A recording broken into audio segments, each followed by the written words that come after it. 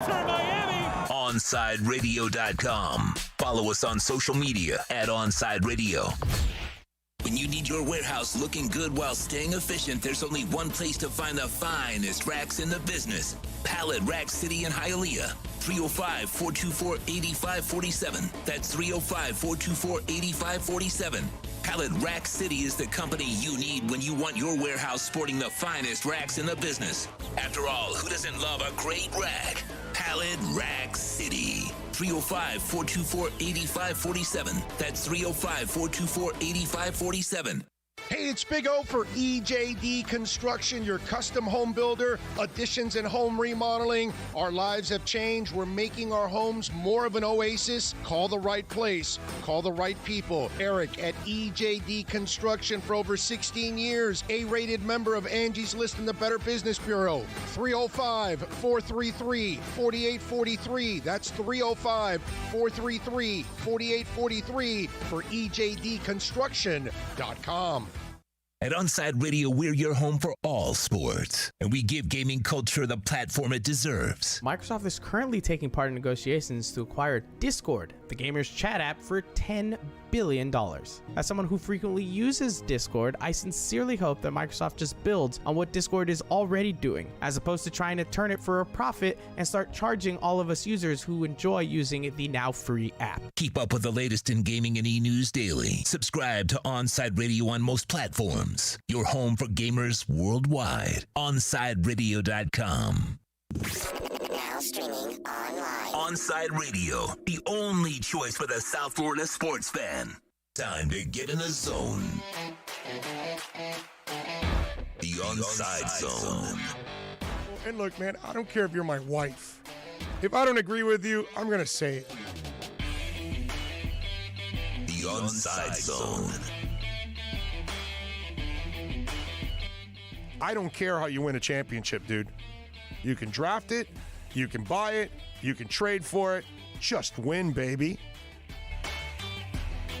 The Onside Zone.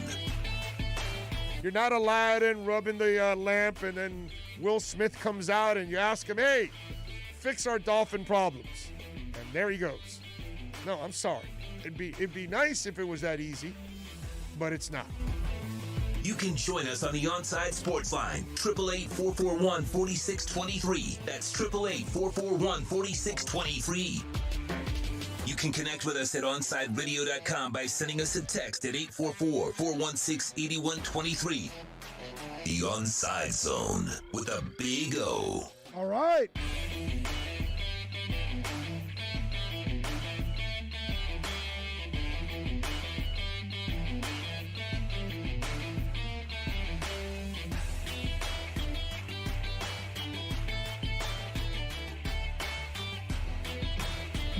All righty, welcome aboard, folks. We are rocking. We have a loaded show for you today on the program. And first of all, I want to apologize because I've been hurting with my voice. I've been struggling with it for several months now, overworked it. And again, I think this weekend, especially on Thursday, where the sports girl was loud, and I thought Dono and I, we had to speak up a little bit more and stuff, and it was kind of a pain in the ass. And so somebody put R.I.P. Don Shula. He passed away a while ago. Is this like the 1-year anniversary or something? Anyway, that was weird. What does that mean, Matt? You're tripping me out there. Anyway, so I apologize ahead of time if the voice is a little rough. Got a loaded show for you today. Alan Poupar is going to join us from SI, Dolphins writer, at 12:30. John Clayton is going to join us, NFL insider, of course. Everybody knows John, the professor. Will stop by at 1. Eric Edholm does an excellent job of covering the NFL and the NFL draft for Yahoo. He will join us at 1:30. Franco Panizo will stop by. We'll talk a little Inter with him at 2:30. So I got a loaded show today. This is one of those days where if you want to call in, that'd be great. And you got any real questions, of course, not to screw around on the air. But this is one of those days where I am going to try to make it through. I got a doctor's appointment tomorrow morning for my throat. I know I blew a vocal cord because I was spitting a little blood the last couple of days. So I could tell that I busted up a vocal cord over the weekend. And so obviously I got to go talk to the doctor. I don't know what he's going to give me. I don't know what he's going to tell me. You know, I'm almost afraid that he's going to tell me that I've got to shut it down for a week or something or two. And, you know, I can still work and run the radio station, but I may not be able to do radio shows for a couple of days or a week or something. I would not be surprised if that's the case. So I will find out tomorrow morning when I go to the throat doctor, see what the hell the deal is. But I don't feel bad or anything like that. It's just I could tell that I busted up a vocal cord, and so it's not a good thing, but what are you going to do? You know what I mean? You got to power through. You got to get through it. You know, I've endured a lot of things in life. We will continue to move on and move forward. I'm going to try to keep it kind of calm and low, the voice. I don't want to try to project too much, so I will kind of keep it, you know, pretty controlled for today. So we'll have a little fun. We'll get through the show. Alex Aguirre will help us out, of course, as always. I appreciate it. Thank you. And thank you, Eddie, you know, telling me, and Matt and everybody. Hot lemon and honey. Yeah, I know. I'm probably going to start doing some of that when I get home. My wife is kind of doing it. But anyway, so appreciate all of you out there, as always, and the kind words. Great win by the Panthers last night, man, in overtime against the Stars. You had the young kid between the pipes, gave up 4 goals, was a little shaky, but still, great experience for him. They hung in there. Barkov with the game winner. Barkov, man, 26 goals, 30 assists in all of this. Hubie is tied right now for 8th in the league in points at 59. Barkov is 11th with 56. Barkov is 6th in goals in the NHL with 26. So it's nice to see a little bit more of a selfish Alexander Barkov. So that's pretty cool. So Cats now will wrap up the season with 2 games against Tampa Bay. Saturday, 7 o'clock, and then Monday at 7 o'clock. So they've got several days now to rest up and get ready for Tampa as they wrap up the season. An amazing season. A season that I really wish had no crowds, actually. I wish we had no pandemic and packed arenas, because I think the buzz would be that much bigger. Since people are home, and those that, you know, when you got people going to the arenas and talking about the games and all of that, you get to spread the vibe. The vibe hasn't been spread for the Panthers this year, and that's been tough for them, because if you would have had packed arenas, I think you would have gotten more general talk about the Panthers, just like we did in the mid-'90s. So really, look, the good thing is this team isn't going anywhere. So next year, you'll bring back the same club, and they can have another great year and then really build momentum from here on out and get that arena packed, because they deserve it. The owners deserve it. The players deserve it. You deserve it. The longtime Panther fans that have been going to that arena for years and sticking through the really tough times with this team, which is a long time, they deserve all of this too. You know what I mean? So it's really, really cool. Let me take a little zip here. Again, apologies. I will try to get through all of this today. Who knows? This might be my last show for a couple days. If they tell me to shut it down, I'm going to do whatever the doctor tells me tomorrow to do. You know what I mean? Because I've gotten to a point now, I got to be honest, ladies and gentlemen, I'm really frustrated with all of this. I'm really frustrated that I've gone through this for several months, and I've got to somehow correct the issue already, because there are moments that I get my voice back, and then I burn it out again, like I did this weekend. You know, doing everything, and imagine last Thursday I didn't do a show just for that, because I was going to be on at night. But then on Thursday night we were like screaming for 4 hours, and so obviously that killed me. And then Friday I only did 1 hour here, because I wasn't going to do 3 hours and then do all night again. So, and then we had the game on Sunday. So I think it kind of took a toll, you know what I'm saying? And it really, burned it out. So I've got to check it out. I got to see what needs, maybe I need some medicine, rest. I'm afraid that's what they're going to tell me more than anything else.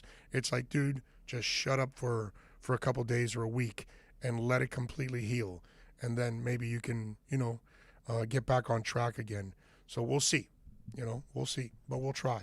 We'll get through all of this. Let's see. Tony says, limón con miel de abeja, Big O, Cuban remedy. Marco says, good afternoon, everybody. Happy birthday, Matt. It's Matt's birthday? Happy birthday, Matt. Didn't know. Oh, there it is. Hello, I'm 22 today. Happy birthday, my brother. Happy 22nd birthday for you, man. Nice job by you, and thank you for always supporting us. And speaking of support, by the way, for those of you watching, make sure you smash the like button, okay? Smash it like my vocal cords are smashed right now, all right? Do that. I'm willing to sacrifice my vocal cords, sacrifice a little thumbs up action there on the YouTube chat board.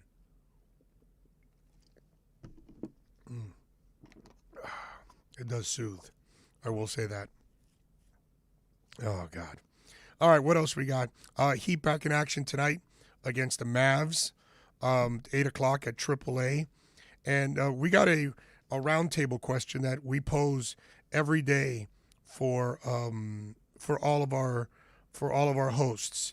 And today, it's interesting. We ask, after a whirlwind rookie season, Tyler Herro has had a rough sophomore year. Last year, everyone thought Tyler had all-star potential. Where are you now with the young man? Do you still have the same ceiling for him, or have you given up and consider him a role player? I got to tell you something.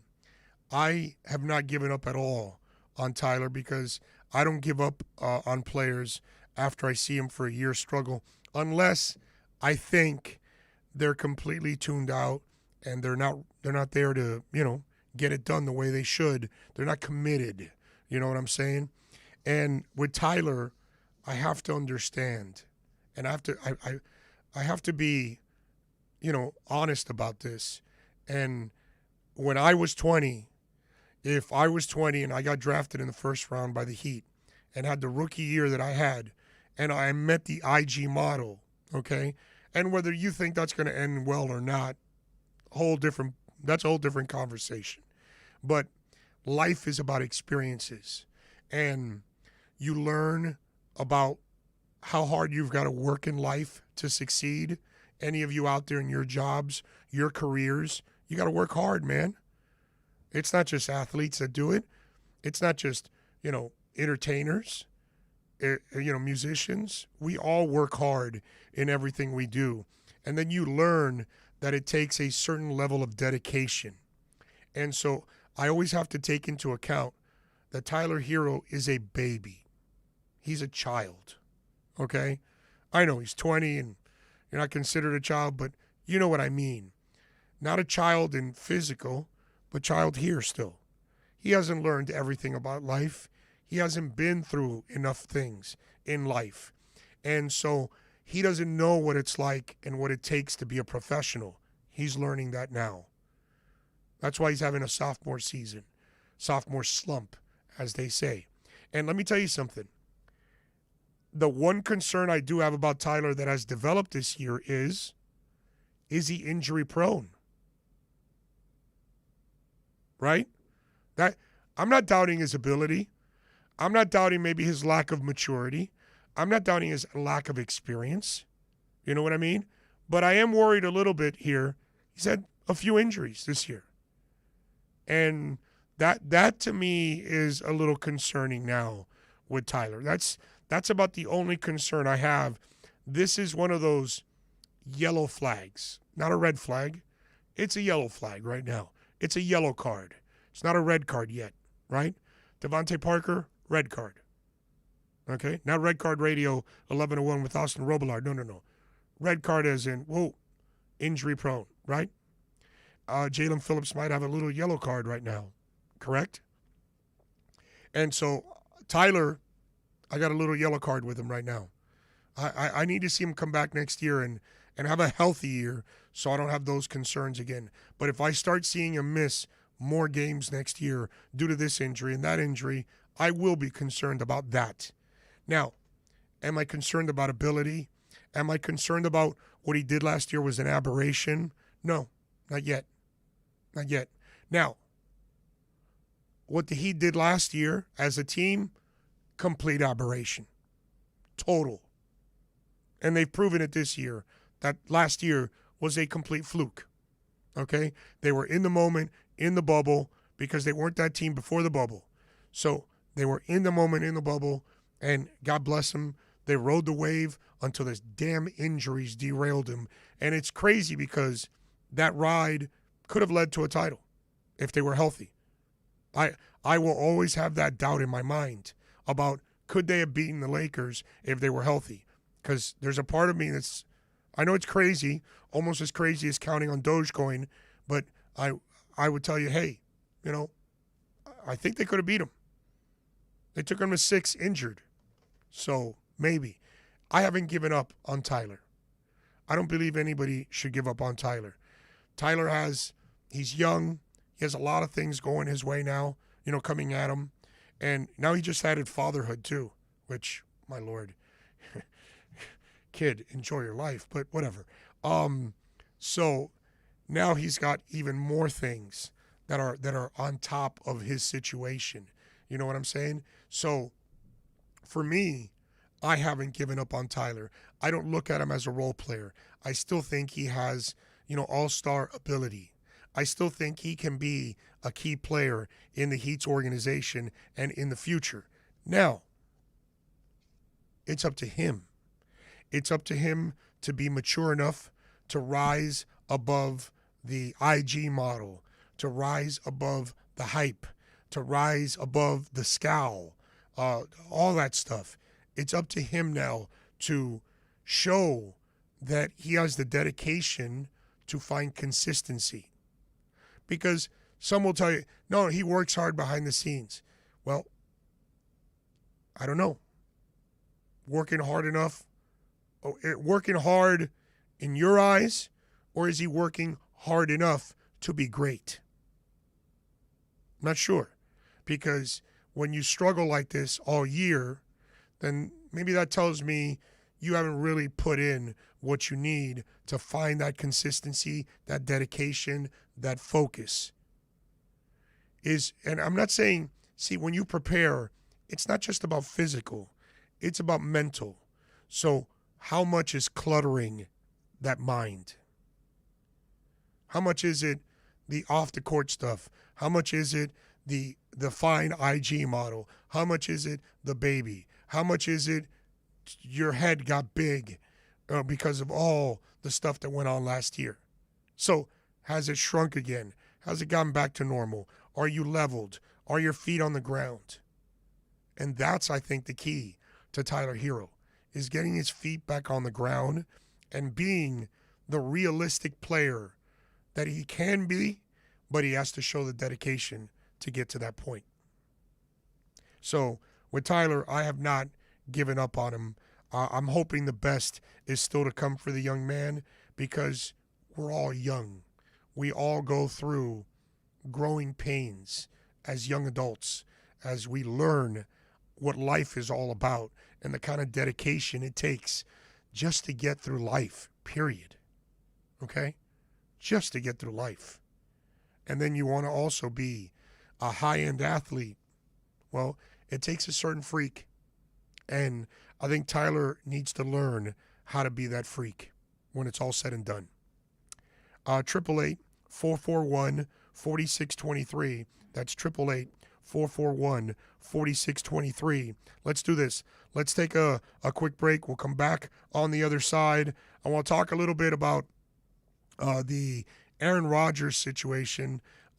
Terry Bradshaw stuck his nose in it.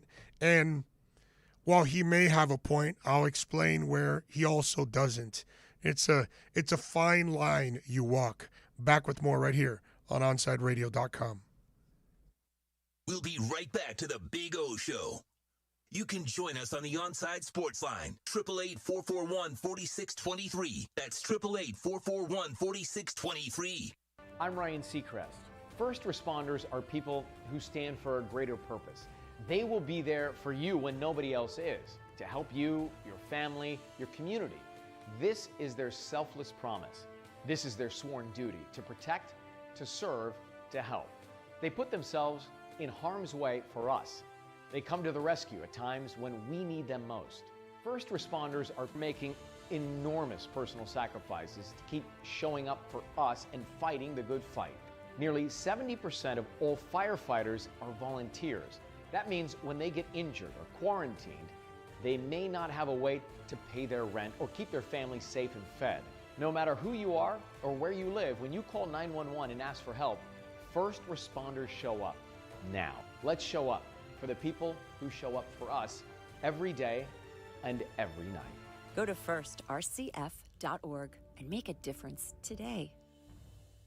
If you're looking for a change from the everyday restaurant, then you need to get to Checkers Old Munchin German Restaurant in Pompano Beach. Brats, Wiener Schnitzel, homemade potato pancakes, pretzels with mustard, and lots of German beer. Take their famous Boot Tour Challenge, and there's now outdoor seating available in their new beer garden with live music. Follow them on Facebook and Instagram at Checkers Old Munchin Restaurant, or call them for reservations or pickup at 954-785-7565. So get over to 2209 East Atlantic Boulevard in Pompano Beach to Zagat-rated Checkers Old Munchin German Restaurant. Howdy, stranger. Didn't this used to be Radio Town? Yes, sir. It was Miami Sports Radio Town one time. Who in the hell are these cowboys I never saw? We don't know who these people are, riding in from other towns. There used to be a host in every one of these saloons, trying to talk about local matters, sports. That ain't good, stranger. Could you tell me how this happened? Well, it started when one corporation bought another, and they got rid of the good management and brought in a bunch of bumbling idiots and started firing all the local ranchers and replaced them one by one with these strangers from out of town. I've heard that story before. Static and tumbleweeds, I'm moving on. South Florida's choice for sports talk. OnsideRadio.com. If you're a Miami sports fan, then there's only one store to go to, and that's Caneswear at Miami Fanwear in Davie. They're your one-stop shop for all your inner Miami CF, Canes, Dolphins, Panthers, and Marlins merchandise. They have hats, t-shirts, game day jerseys, and so much more. Located at 2511 South University Drive in Davie, and open 24/7 online at caneswear.com or innermiamiwear.com. Call them at 954-835-5597. Caneswear, the spot where inner Miami and all Miami sports fans shop. You can connect with us at OnsideRadio.com by sending us a text at 844-416-8123. Save it on your cell phone, 844-416-8123. No better place to send your comments, ask questions, win prizes. OnsideRadio.com, the only choice for the South Florida sports fan. Inter Miami fans, time to find out more about your favorite soccer team with OnsideRadio.com's IMCF Football Focus. Here's Austin Robillard. After a shutout performance in Subaru Park, Inter Miami have yet another player named to the MLS Team of the Week. Last week, defender Nico Figal and center attacking mid Federico Higuain were named to the Team of the Week. And this week, with the shutout, Ryan Shawcross, in his first ever MLS start, was named to the MLS Team of the Week, and it absolutely caps off a fantastic and immense performance from the center back. Hopefully he can keep up his fitness and his form and start there for the rest of the year, because he was phenomenal. Keep up with the latest on La Rosa Negra by subscribing on most platforms. Search Onside Radio.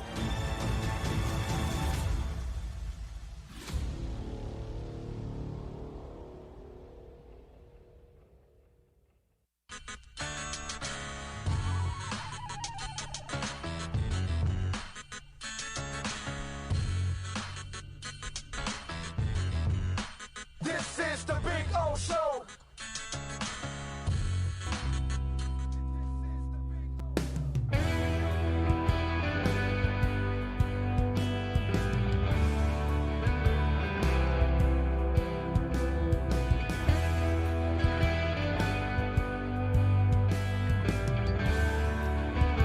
We have the ESPN on, Sports Center on.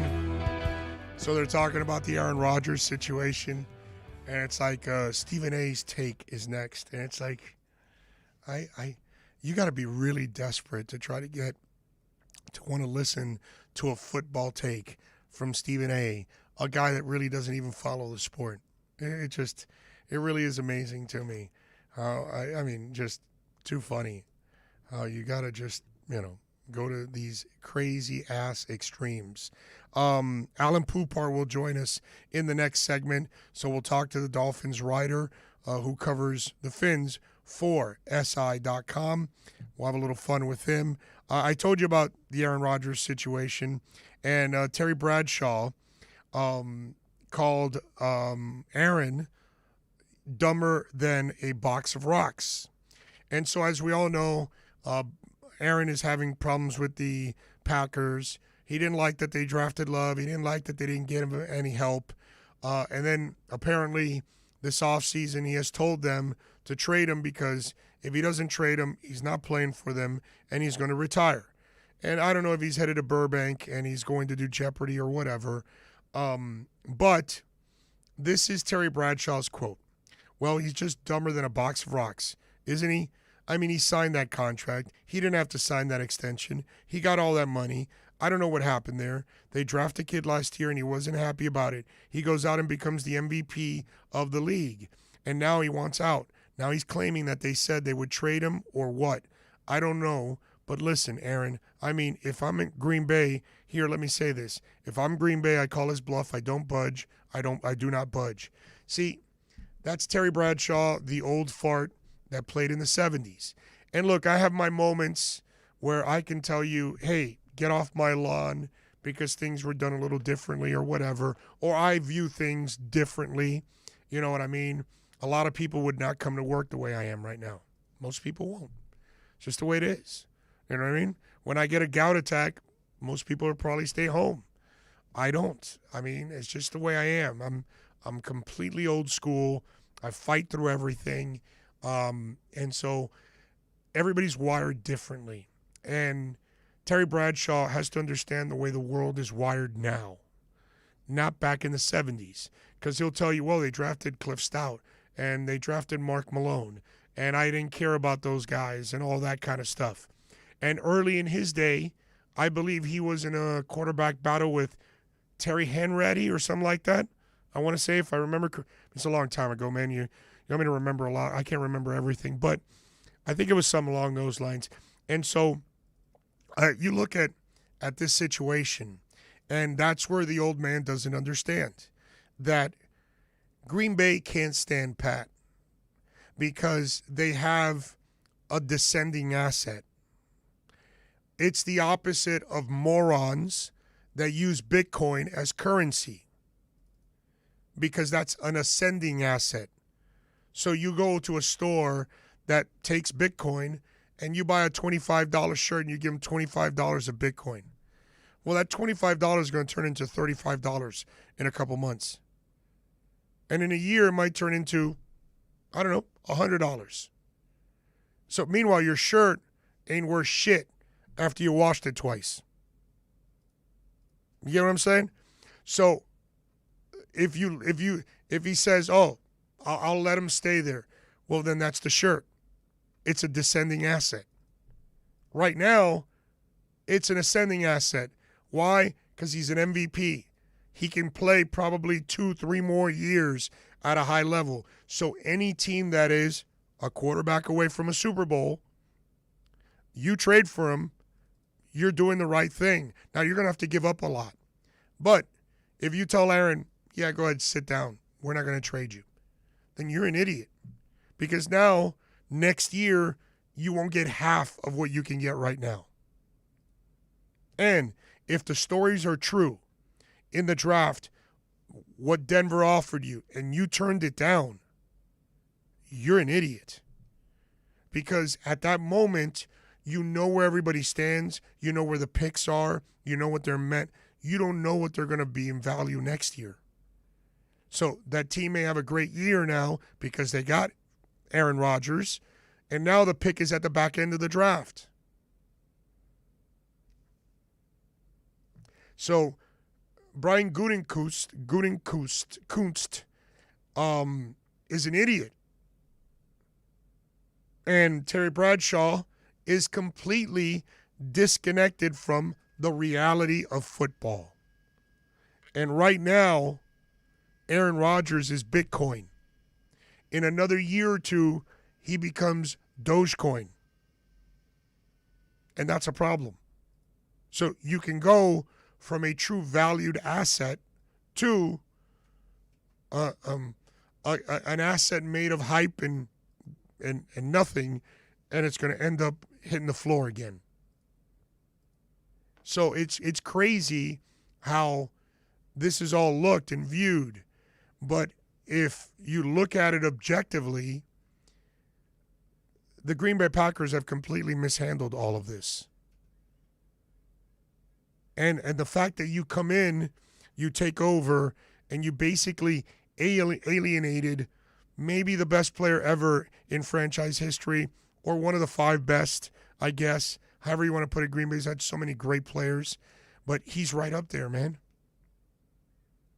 We've very few players in the history of the NFL throw the ball as well as that guy does.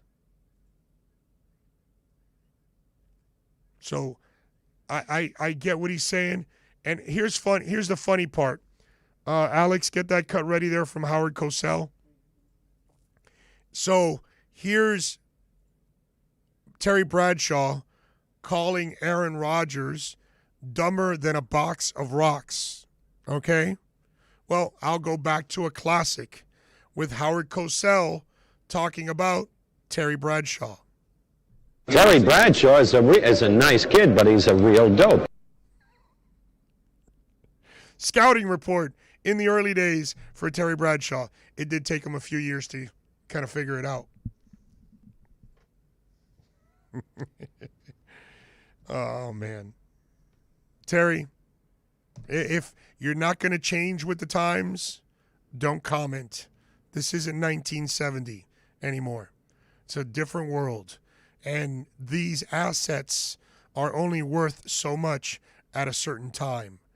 Assets sitting out doing Jeopardy don't grow. They deflate. So Green Bay Packers better get on their horse, and they better make a move now, and they better put them out there. Oh, here's the other thing.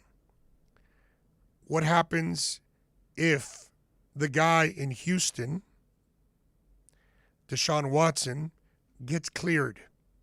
Then all of a sudden, he's also available. Maybe that drives down the price now, because now there's another option. And there aren't that many teams that are going to give you the world. And they have to take the cap hit, too. That comes with it.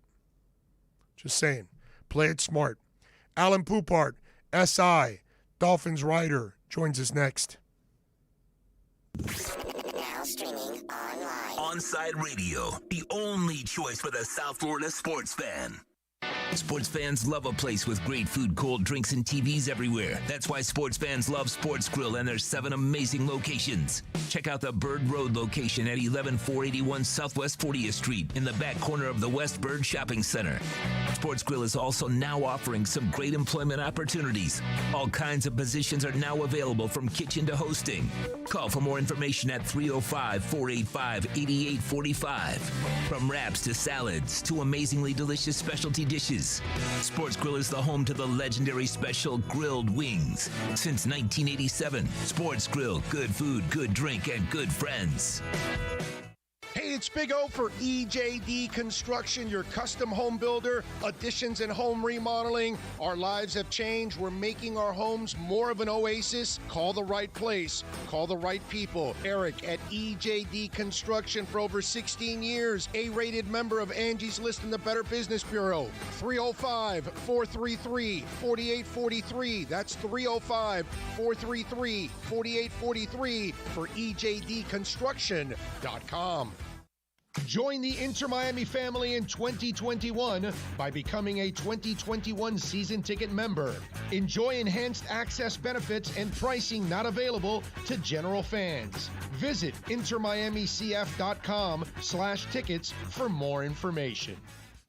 If you missed Man of the Match with Alex Dano, you missed. And this happens in a lot of food polls, right? When I put out a food discussion and I claim that one thing is better than the other, the people who are the fans of the thing that I don't like as much will always say, oh, you've never had my abuelita's tres leches. Well, no crap. I don't know your grandma. She's never invited me. I hate that argument. It's like, oh, wait, you think tiramisu is better? You've never had my abuelita's homemade tres leches. Well, until she invites me over, bro, how am I supposed to try? You've clearly never been to Florence where they have great tiramisu, so don't give me your crap. You've never had my nonna's tiramisu. Yeah, I haven't. And you'll never have it. She's dead. Oh, God. You'll never have it. I really wanted to. You're SOL. She didn't save the recipe. It died with her. Oh, no. Man of the Match with Alex Dano on South Florida's home for sports talk, OnsideRadio.com. When you need your warehouse looking good while staying efficient, there's only one place to find the finest racks in the business. Pallet Rack City in Hialeah. 305-424-8547. That's 305-424-8547. Pallet Rack City is the company you need when you want your warehouse sporting the finest racks in the business. After all, who doesn't love a great rack? Pallet Rack City. 305-424-8547. That's 305-424-8547. Keeping you informed in the world of sports.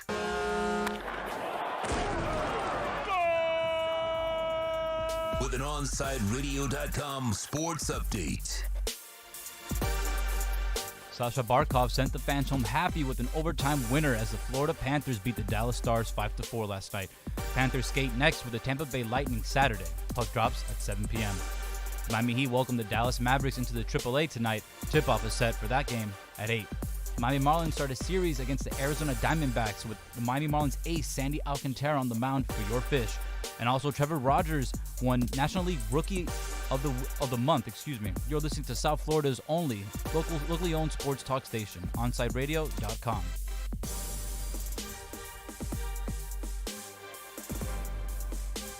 Saturday mornings, 9 a.m. Sean Stanley hosts the Square Circle Digest. But to be the man, you gotta beat the man. And I'm saying, woo, right here. I'm the man. Now, wrestling fans have a place to call home as Sean covers the very colorful world of wrestling. Tune in every Saturday from 9 to 10 a.m. on the home for sports fans worldwide, OnsideRadio.com. Onside Radio continues to grow. To make your life easier, you can now find your favorite sports station by downloading the MyTuner radio app and listen to your favorite OnsideRadio.com host or catch a great Inter Miami CF match. Go to your app store, download MyTuner Radio, and search Onside Radio, the home for the South Florida sports fan. Hello, Inter Miami CF fans.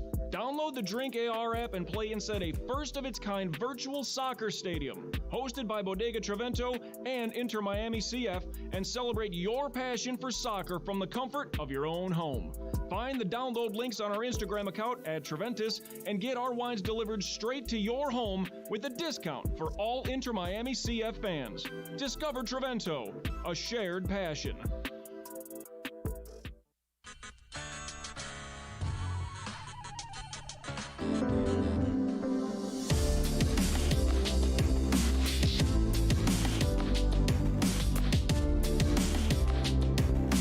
All right, we're back. Promised you Alan Poupart will be joining us to talk a little Dolphins and draft after what I think was a terrific weekend, but my opinion doesn't count. Alan's does. He covers the Dolphins for SI, does an excellent job. You follow him on Twitter like I and many others do, at Poupart NFL.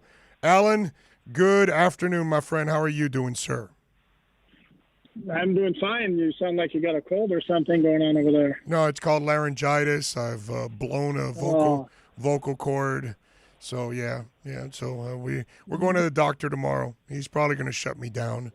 That's probably what's going to end up happening. I kind of expect, but we'll see. We'll see if we continue to rock tomorrow or if there's some or rest. Who knows? When you're spitting blood already, it's not a good thing. You know what I'm saying? So that's. Oh no. Yeah. Best of luck, partner. Yeah, exactly. But it is what it is. What are you going to do? All right. First of all, let's get into it. What are you? Listen, grades are stupid. We all know it. We really know that you measure a draft 3 years down the line.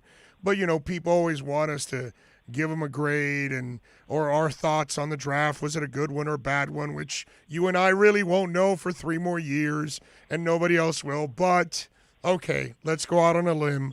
Your thoughts on the draft. Oh, A+++++. No, I'm kidding.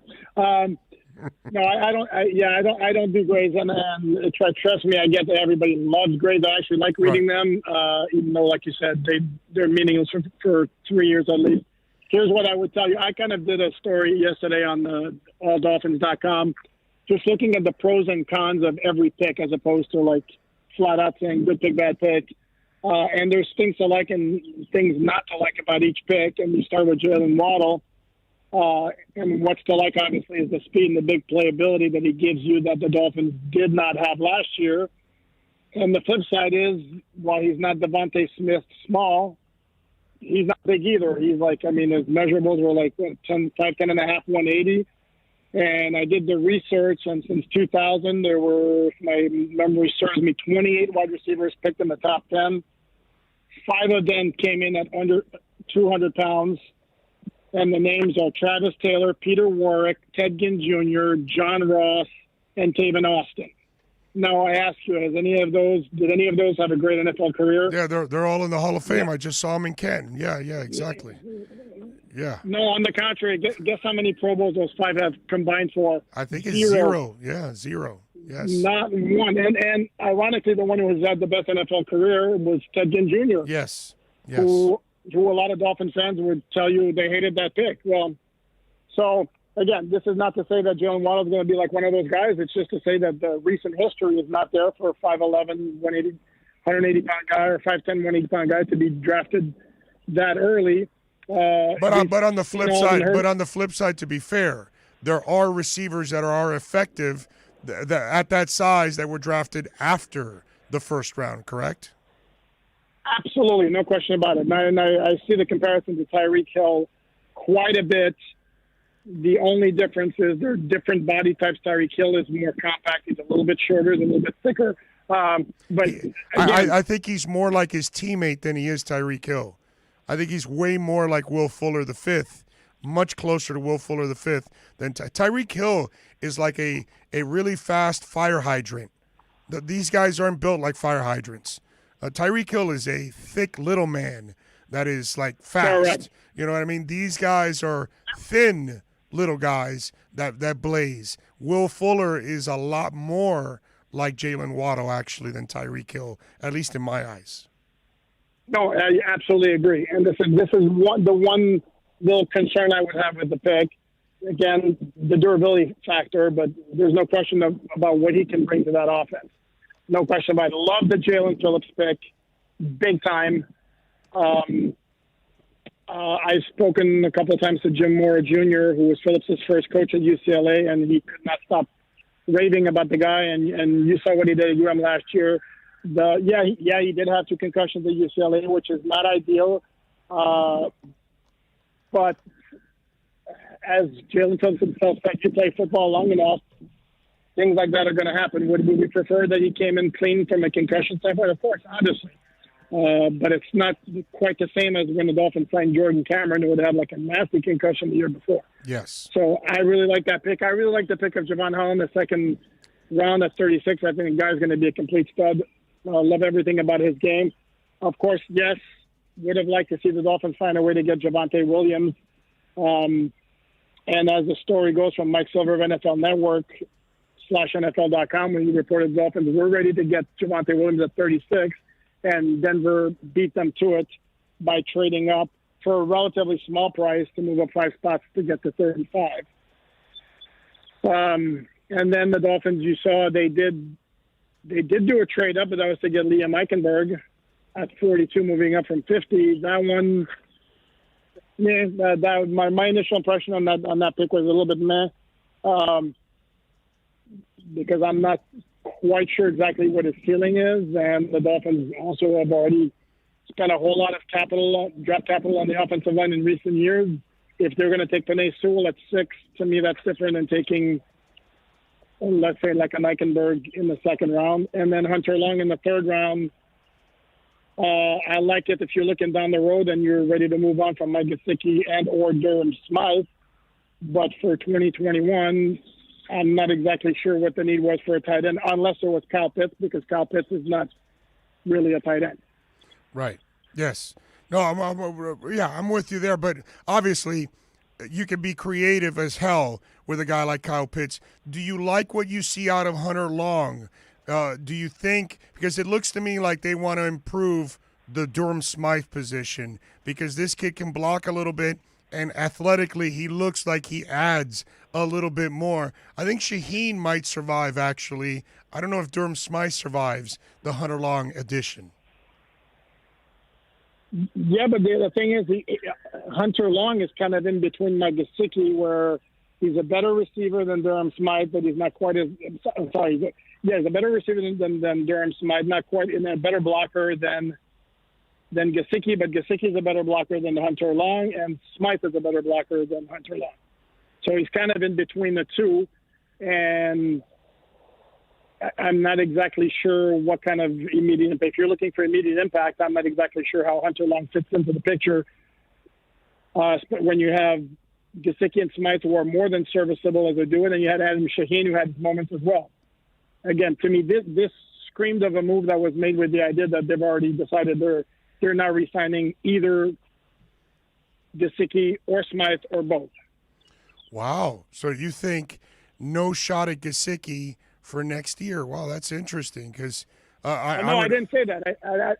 I didn't say that. I said to me it screamed of a move that's made with the idea that they're not re-signing either one of those two or both. Right. So you think they're gone? Is basically they're done after this year. I think there's a possibility that one or both are done after this year. Absolutely. Otherwise, then I'm not sure I get the Hunter Long pick. Well, I think it's because you want to maybe have a 2 tight end attack and make things a little bit easier for Tua, since he's a quick twitch guy and he likes to get rid of the ball quickly. You work the field with 2 blazers on each end or in the slot, and you got the 2 tight ends.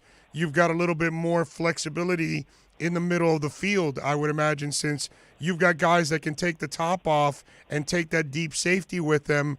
Then all of a sudden you've got those 2 tight ends creating havoc in the middle of the field. That's kind of what I'm feeling.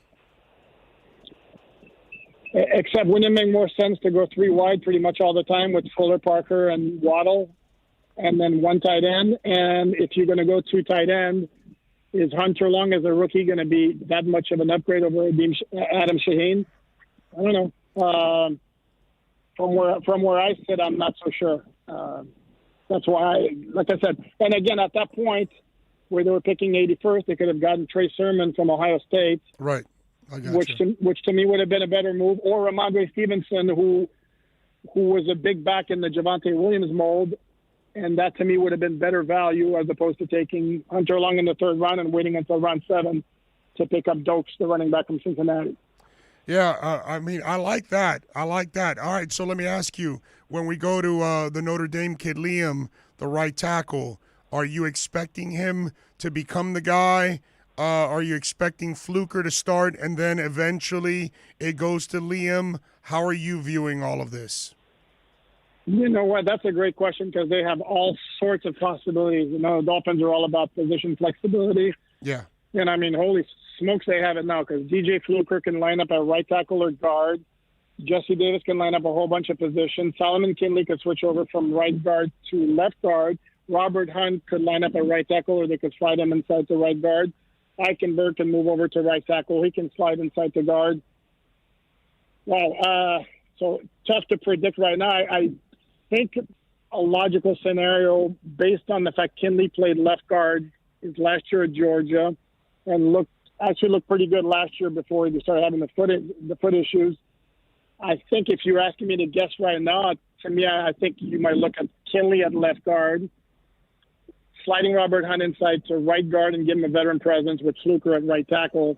Because remember, now that's Tua's blind side. You want to go with Eichenberg as a rookie who was coming off playing 3 years at left tackle at Notre Dame. You do want that guy as a rookie protecting Tua's blind side. I'm not sure. That's the route to go. Right. That's why I think Fluker starts until Liam is ready. Then Liam steps in. Jesse is your swing tackle.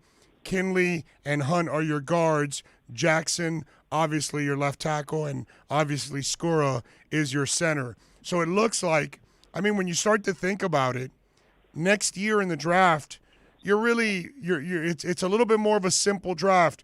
You're probably looking for another pass rusher. You're looking for a center. You're looking for a running back.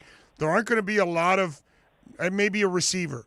There aren't going to be a ton of needs next year, of course, if they don't suffer a bunch of injuries and setbacks this year.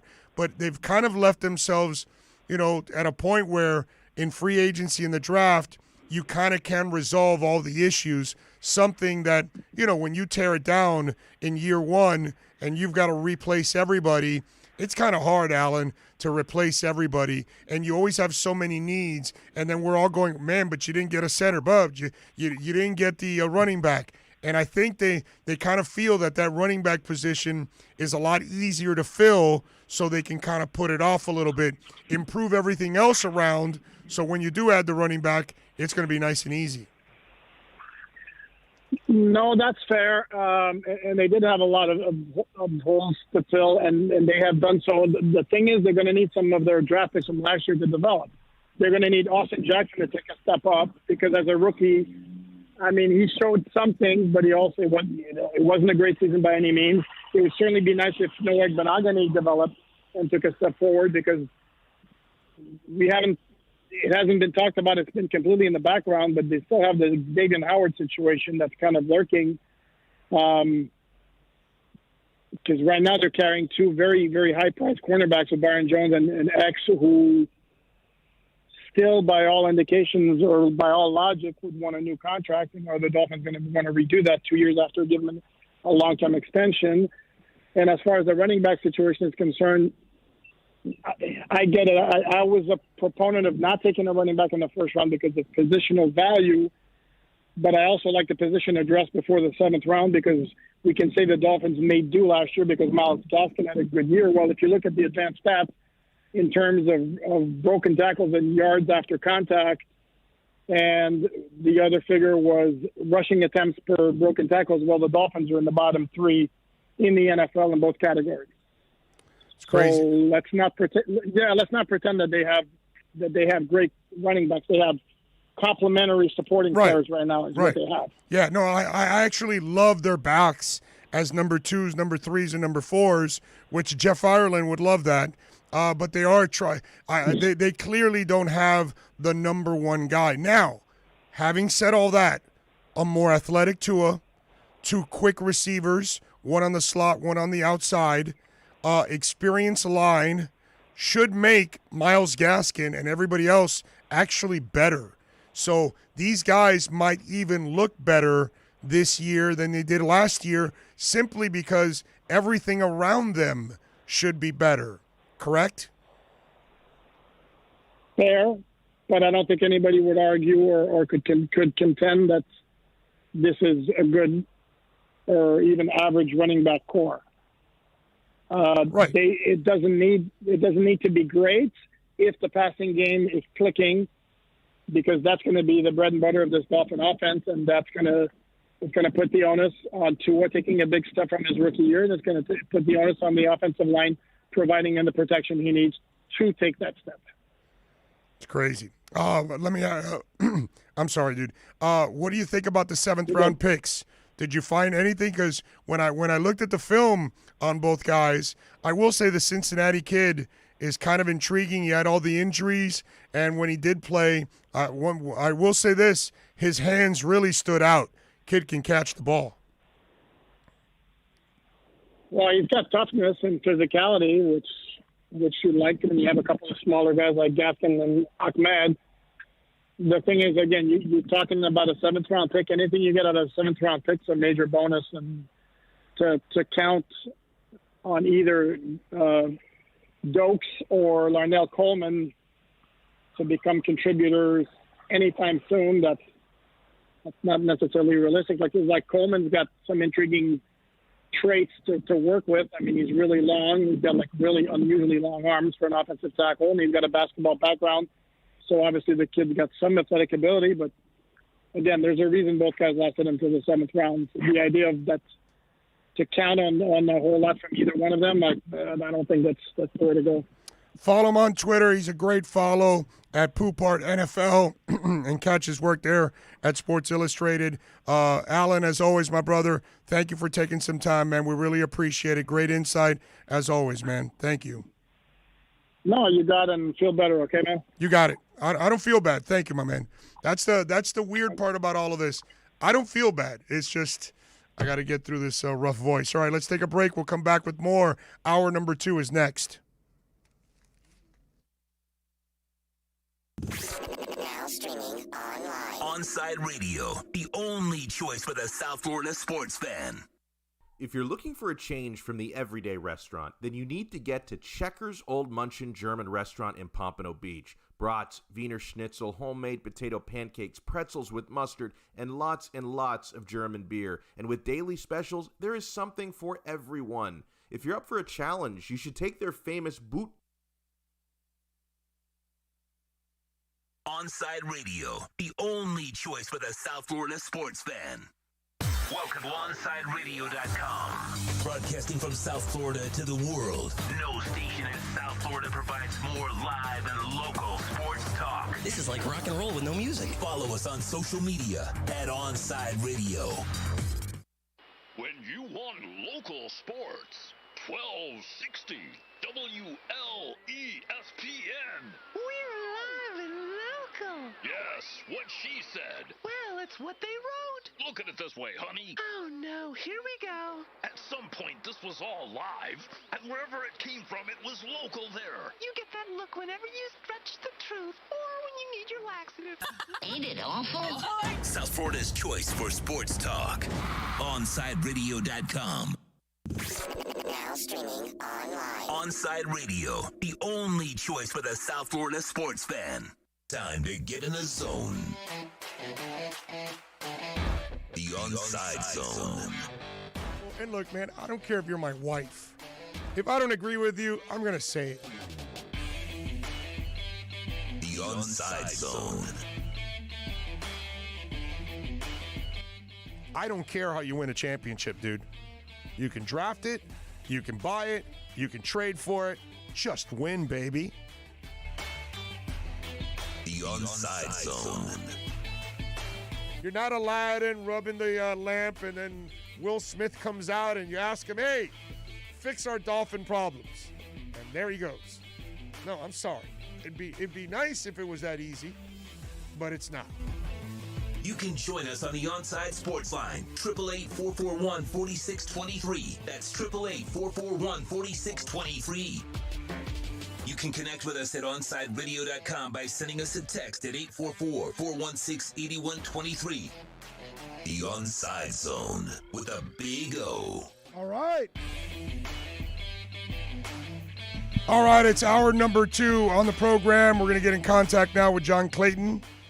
You tell me when we're ready here, and we'll get John on. We will talk with the professor and get into a little NFL talk. We thank Alan Poupart for joining us from Sports Illustrated. Eric Edholm is going to join us at 1:30 from Yahoo Sports. Talk a little NFL draft with him. Franco Panizzo will stop by at 2 o'clock. Actually, I'm sorry.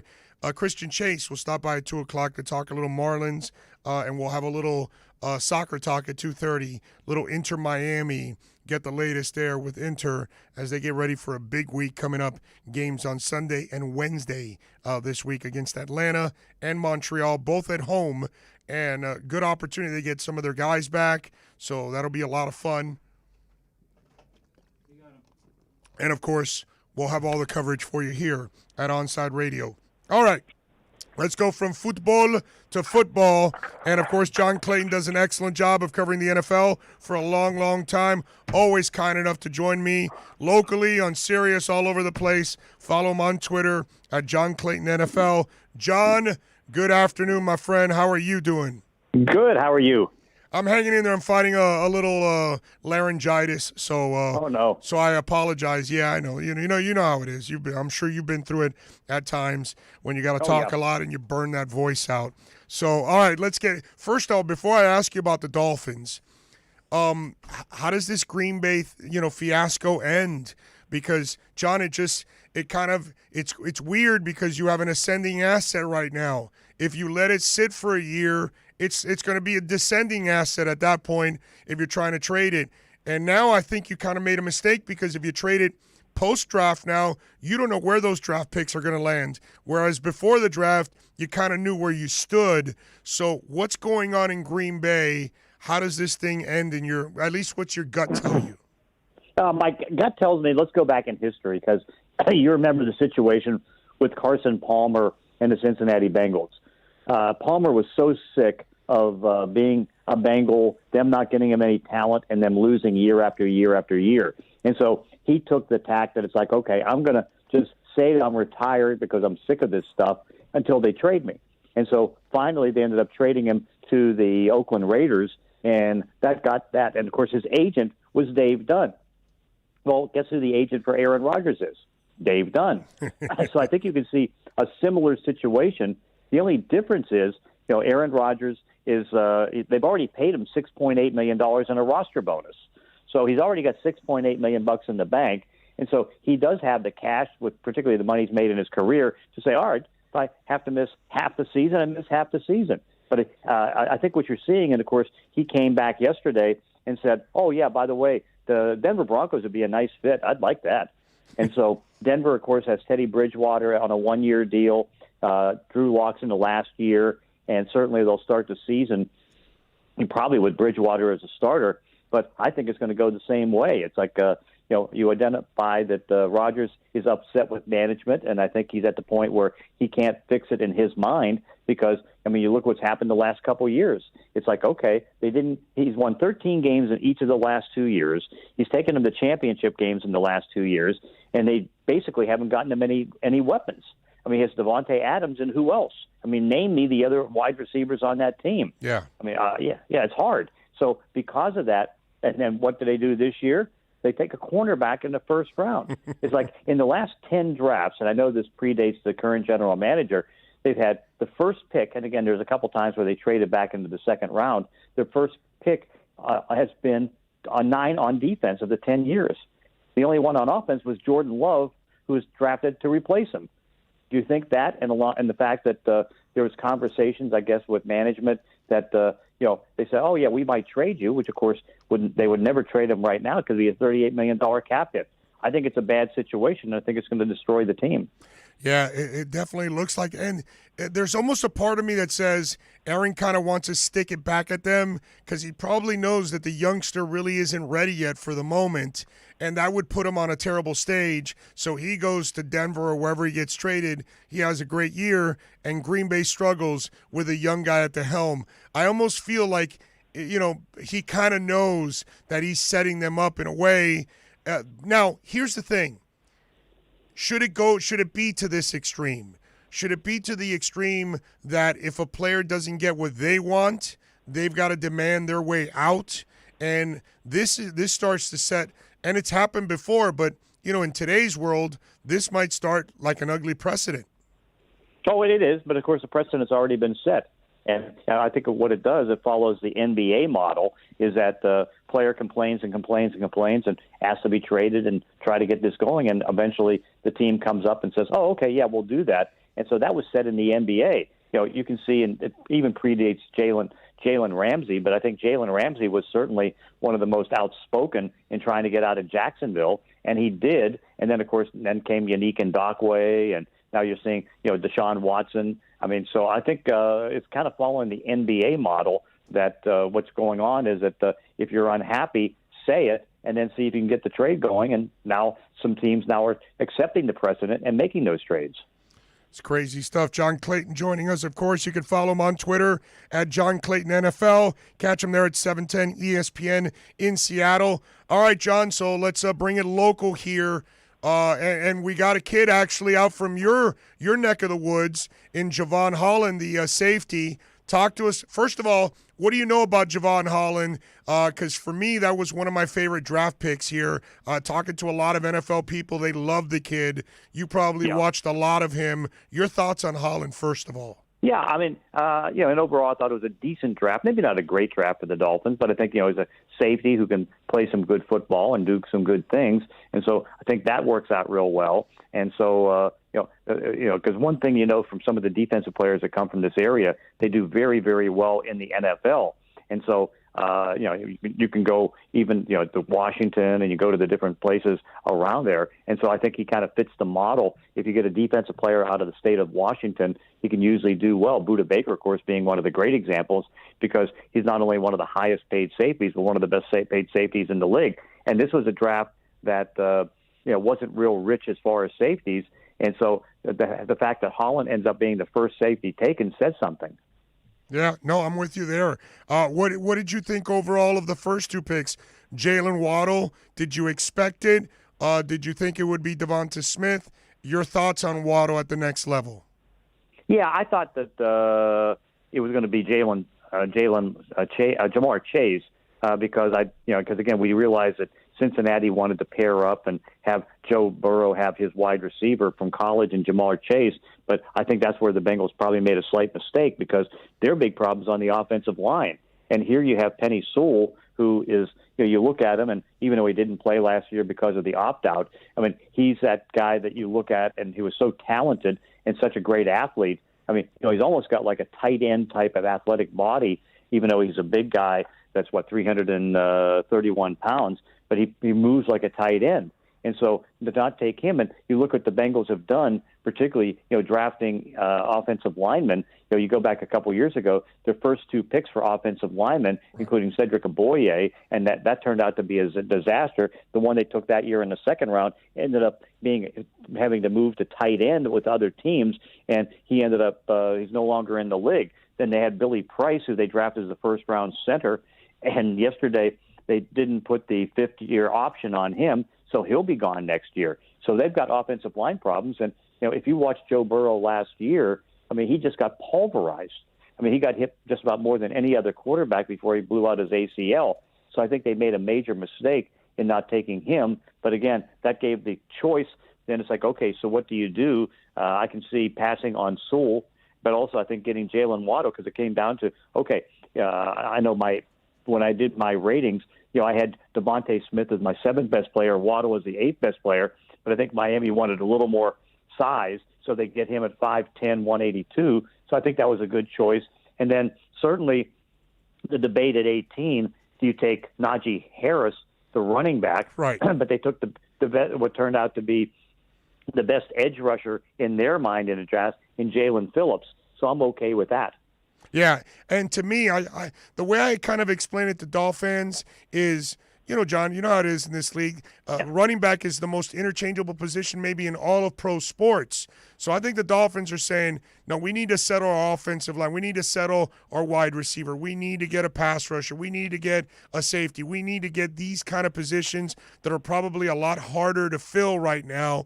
We'll get a running back when we need it. And it's not like they're a running back away from the Super Bowl. Hell, the target this year should be just to make the playoffs. That would be the next, normal step for this franchise right now under all these guys. They probably feel like they can fill that running back need next year once they feel that this team is pretty close. Oh, yeah, I would agree with that because, again, you can see, there's 2 running backs taken in the first round, and really in the big picture, there was 3 running backs up top, Devontae Williams being the other one, and, he ended up going in the second round. But overall, and he went to the New York Jets, ironically, but I thought that, this is one where you go ahead and you try to, just be patient on it. And patience sometimes really works out because by being patient, you have the ability then to at least do something. And you never know because, we're going to go through, and particularly starting today, we're going to see a bunch of cuts. And so, because, you got like 7 teams that don't have enough cap room to sign their draft choices. So you're going to see more veterans hit the street. And so we'll find out who indeed could be available that the Dolphins can try to acquire, whether it's a trade or in free agency. Is there a running back, do you know, that could be out in the market? Well, from what I gather, I know that Denver, Denver's the one that took Javonte Williams. That could be a possibility because Melvin Gordon is making $8 million a year, but Denver's cap situation is such. I think that Williams is going to stay there, and just be a 1-2 punch with Williams. But we'll see. That's the mystery right now because you only have like about 8 running backs in the league making over $10 million a year, and most of the $10 million backs have already been moved or done something like that. But something will pop up, and they'll have to just jump on it. All right, John, before I let you go, who was the team that you were most impressed with and you thought had the best draft?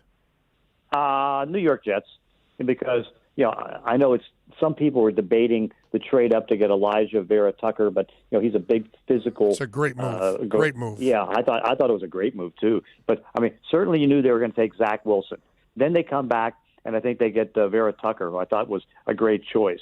Then in the second round, I like the idea that they get they took Elijah Moore, who I think was a sleeper. I thought that was sensational. And then they get lucky in the 4th round because, again, you can see they were concentrating on offense. I think they got a steal with Micah Carter at running back because I thought he was among the top 5 running backs in this draft, and they were able to get him in the 4th round. And then, ironically, not that I don't know how good this player is, but they end up taking another Michael Carter in the 5th round, and he's a cornerback. The only thing that they didn't do, and it's kind of like what you could say with the Dolphins and not getting a running back, they needed help at cornerback. But the Jets are in a different situation because they realize, okay, you can only do so much in 1 year. And so it's and so much in one draft. And so they don't have hardly anything at cornerback, but they also realize this is not going to be a winning season. We can still take our time and eventually find that cornerback or two. Do you believe in Zach? Because to me, I understand where you're coming from. The other, I know it's blasphemous for me to say this here in South Florida, but yes, I do. From the 2nd round on, I do like a lot of their first round part with the USC offensive linemen. I like what they did. They did pick several players that I like, but I gotta see Zach Wilson to believe it. That's the one guy. I can't go off a workout tape. And yes, I know that throw in the workout tape was great, but I've seen many guys have great workouts. That's the guy. Do we believe? Because I got to tell you, John, listen, you and I have run into each other on the road many times, and I get to talk to a lot of NFL people, and they do. They also like Zach Wilson, but I got to see it to believe it. What makes you believe that he will be the guy at the next level? Just going on, you can see that Joe Douglas last year did a good job in the draft, and seeing what he did this year, you tend to trust his judgment as far as being able to draft. But also, it's one thing we also realize, when you have 4 or 5 quarterbacks taken in the 1st round, 2 or 3 of them aren't going to work out. And, one of the downsides is that particularly with the team that still has a bad offensive line, he's 6'2", 206. He's not real big. Can he hold up and take some of the hits that he's going to get? That's one thing you wonder about. And again, could he be that failure being so small? I know he has a little bit of an attitude, kind of like that. You can see, not as bad, but a little bit of that Josh Rosen in him. So, that could be a little bit scary. But right now, I'll give Joe Douglas the benefit of the doubt because he drafted well last year, and I think he did great this year. What are you expecting? I forgot to ask you. What are you expecting of Tua this year?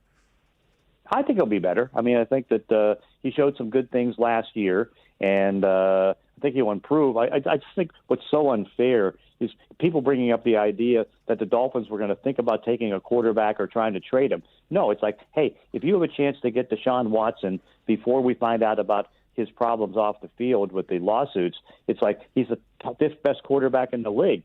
And so if you want to get him, you're going to have to give up Tua. But I think that they're committed to Tua. I think Tua will do pretty good. I don't know. It may take him to the third year, like a lot of quarterbacks, to really start to show his best. But I think you'll see an improved quarterback and doing well, and he has Waddle now to throw to. Follow him on Twitter, of course, at John Clayton NFL, and you can catch him at 710 ESPN in Seattle. John, as always, man, thank you for taking some time, man. I really appreciate it. Okay, thanks. You got it. There you go. John Clayton, man, good stuff by him. Always appreciate him taking some time with us. I'm actually, believe it or not, I'm in the middle of getting a little more V-Chain. It's under 20 cents. Just over 19 cents. So, there you go. It's a beautiful thing. We thank John Clayton, as always, here on the program. We appreciate it. Yes, thank you, John. Talk a little NFL. So, he likes the draft. He's not in love with the draft. Yeah. But he likes it. So, that's good enough. Not bad. I love the draft. I think they did a great job. It's funny because I see, let me see somebody putting in, what was it? I wish we had Jimmy Johnson as the GM. I like the players we drafted, but I would have never drafted the guys that get hurt in college, not as high as we did. So I gave him a draft D. And it's funny how maybe he's young and he didn't live it. Jimmy sucked. Jimmy did a great job of building the defense, but he sucked on offense, and he got thoroughly embarrassed in the playoffs every year. You know, some of you live off of Jimmy Johnson, Dallas Cowboys, no salary cap, all the draft picks, and that's just not the reality. When the salary cap took over, that was a monster that Shula had to deal with. Then Jimmy took over, and he did a great job. And then here's the thing that this guy doesn't mention. You know, Jason Taylor dealt with injuries the first couple of years while he was growing into the position. So it's funny how, you know, you're convenient with your memory, and you make it sound like Jimmy Johnson did this amazing job here. And the only thing that was amazing that he did was that he found some really good defensive players. But he did nothing offensively. Zero. Zilch. So really he could only do half the job. And he stuck his tail between his legs and left after a 62-7 embarrassment. So I'm not sure what your memories are of Jimmy Johnson, but you need to wake up a little bit. Get a little caffeine. I don't know, maybe you had a long night last night. I don't know what it was. Maybe you were partying a little bit, and you're trying to reminisce. You want to reminisce? You reminisce about Don Shula. You don't reminisce about Jimmy Johnson, okay? Because since Don Shula, there's been nobody special. Nobody. Jimmy promised they would be special, but they were never special. So step into the world of reality. Let's take a break. Back with more right here on OnsideRadio.com. We'll be right back to the Big O Show. You can join us on the Onside Sports Line, 888-441-4623. That's 888-441-4623. Riddle me this. With all this sizzling meat and crunchy veggies nestled between toasty flatbread, who should get credit for Papa John's new papadilla? The person who invented pizza or the person who invented folding? Well, whoever it is, a tip of the tongue hat to you, sir or madam. Get a new papadilla, 4 flavors, just $6 each. Better ingredients, better pizza, better than a sandwich. Papa John's. Big O for M&S Air Conditioning. You know, air quality in your home and business is more important than ever. That's why you've got to call M&S Air Conditioning and let them install a high-efficiency polarized air filter in your AC unit. Folks, it attracts, captures, and destroys biological contaminants to improve your air quality. With stellar customer service, answering your call from 7:30 a.m. till 9 o'clock p.m. For more info on high-efficiency air filters and their preventative maintenance plans, visit M&S Air Conditioning at ac-florida.com.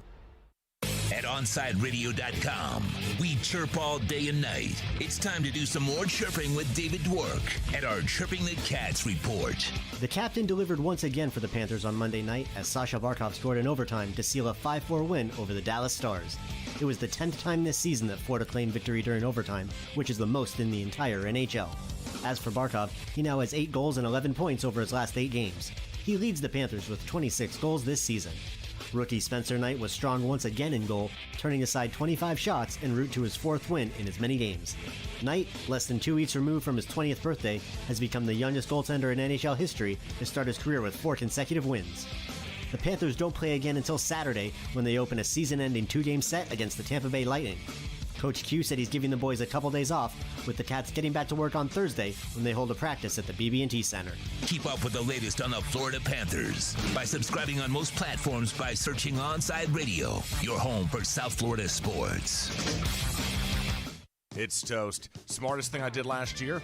Called B&T Windows and Doors and had PGT custom windows and doors installed in my house. Listen, it's spring. That means before you know it, we'll be hearing about the tropics churning. That means you need to get your home and family protected today.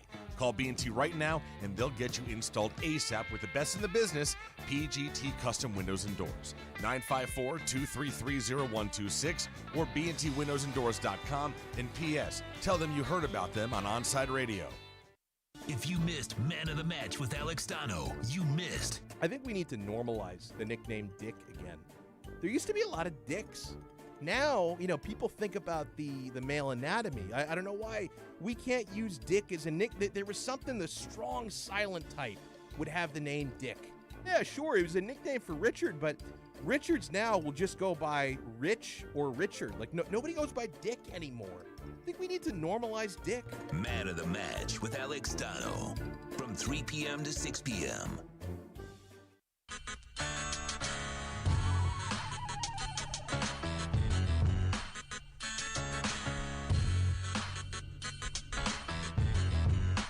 This is the Big O Show. This is the Big O Show. This is the Big O Show.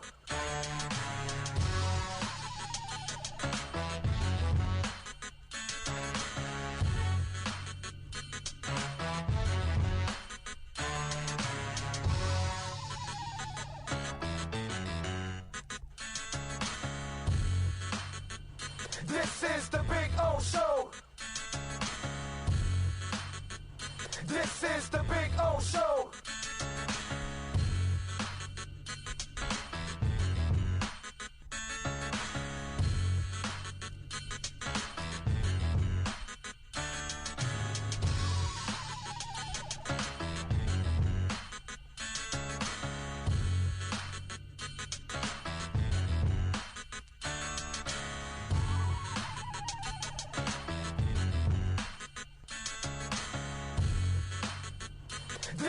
the Big O Show.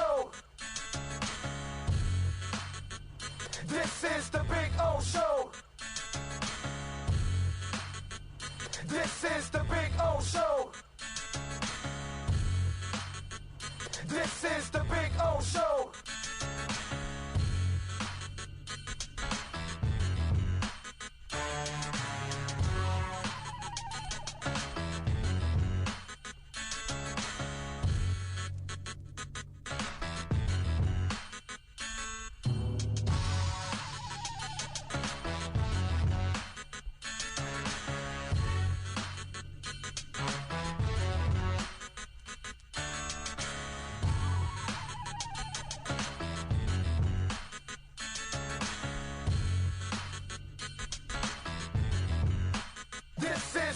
This is the Big O Show.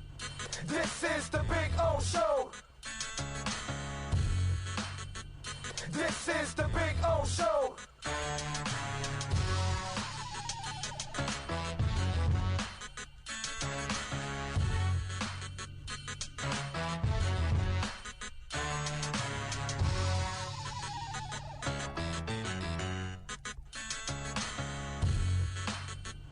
This is the Big O Show. This is the Big O Show.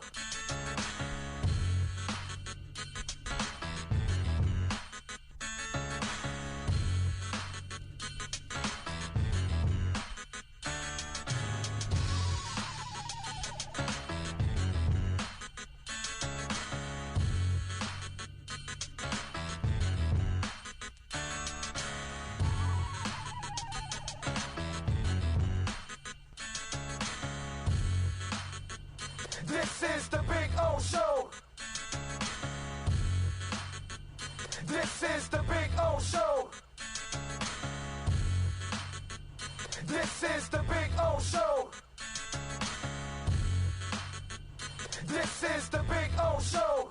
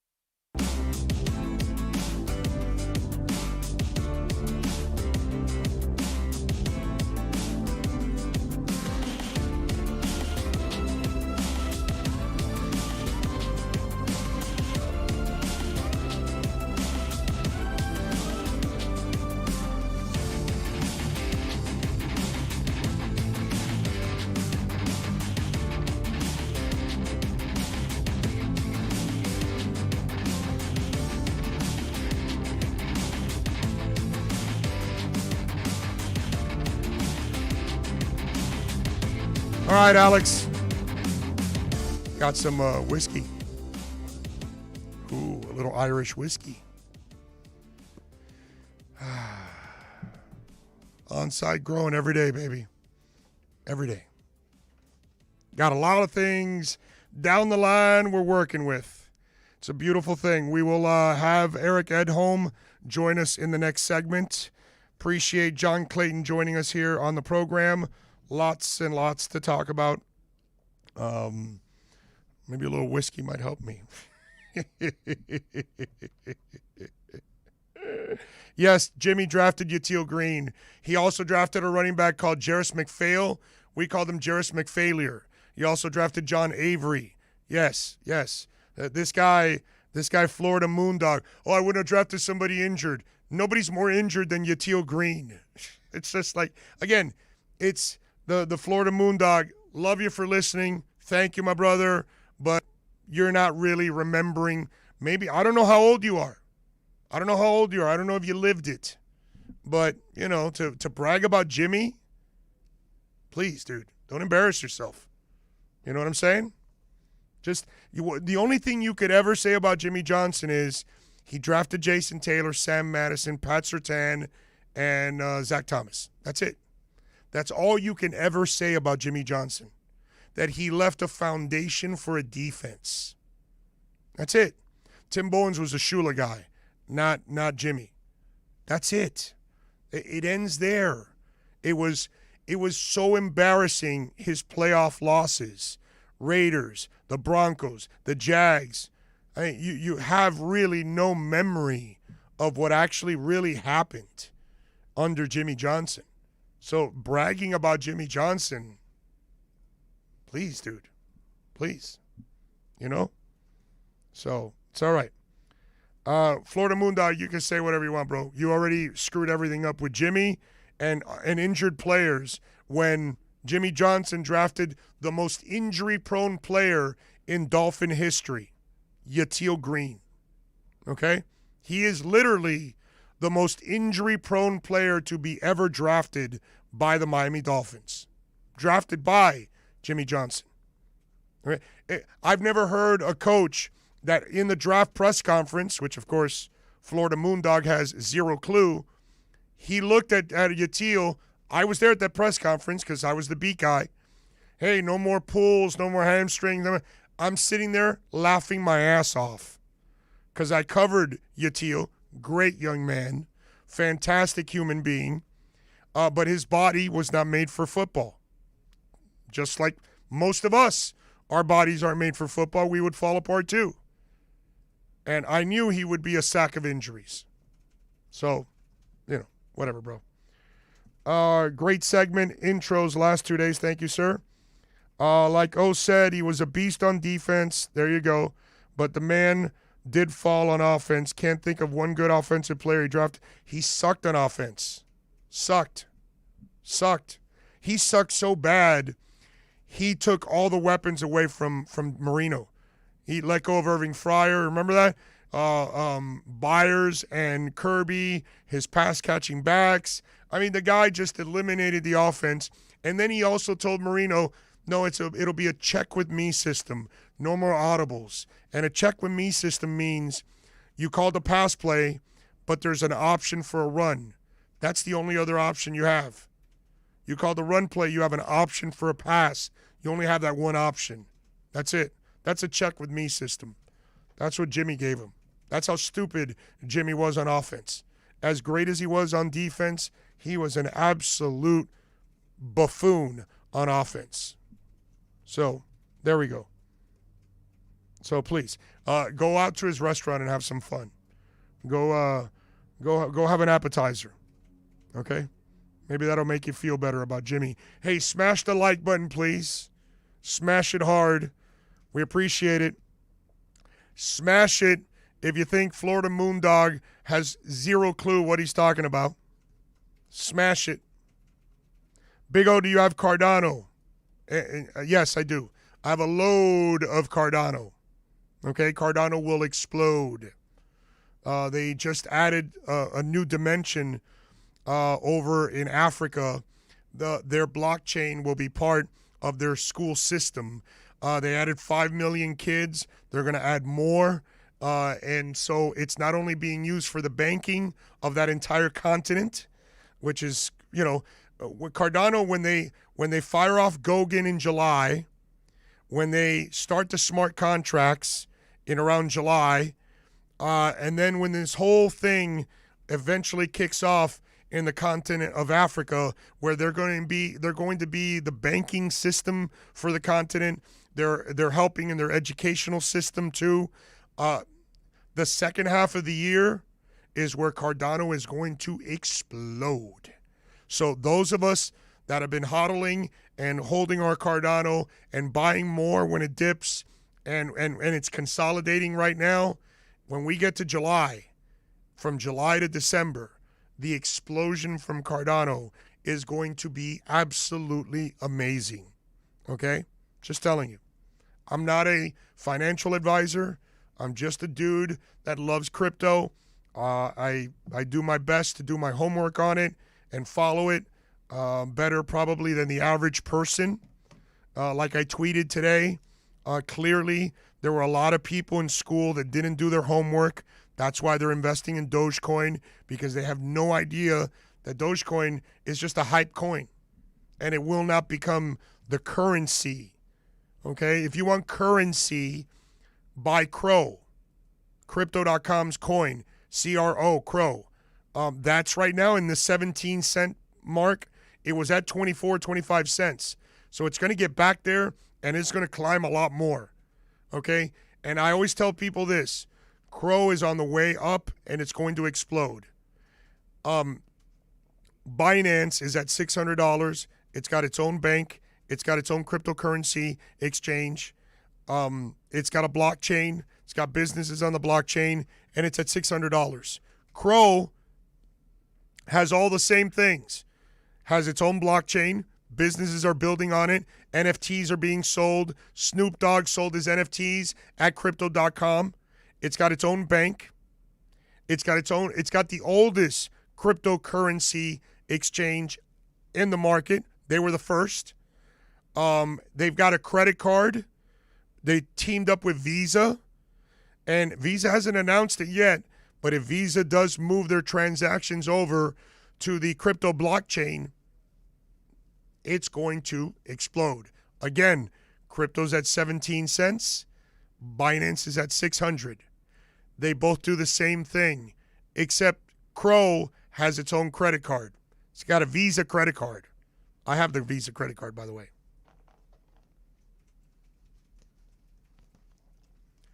Coolest credit card on the market, 0 fees. It's a beautiful thing. So, telling you, Crow, it's another one. So there you go. That's your crypto.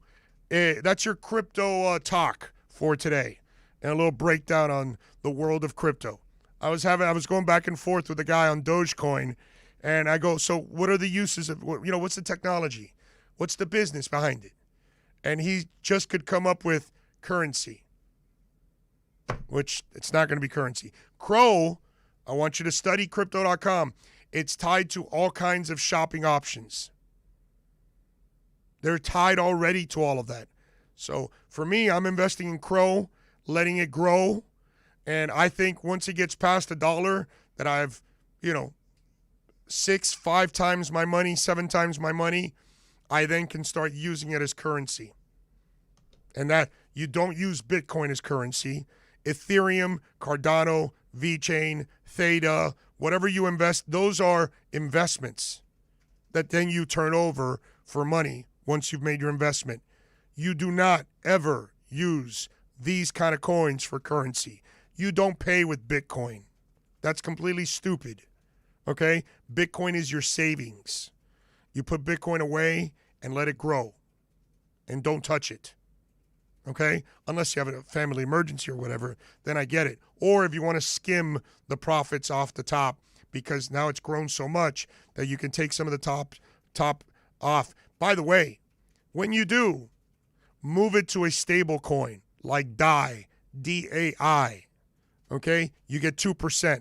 If you move it to your bank, you're not going to get anything. Savings accounts, they don't pay anything. DAI, you can put it in there and you get 2%. So if you don't want to take any risks, it's a stable coin led by a bank, you get 2% guaranteed. So you could take your profits off the top, put it in a DAI account, and then still earn profits there. Okay? Couple tips there. That's your crypto moment. Ed Edholm from Yahoo, covering the NFL draft, joins us next. We'll be right back to the Big O Show. You can join us on the Onside Sports Line, 888-441-4623. That's 888-441-4623. Download the Radio.net app and listen to Onside Radio and every Inter-Miami CF game.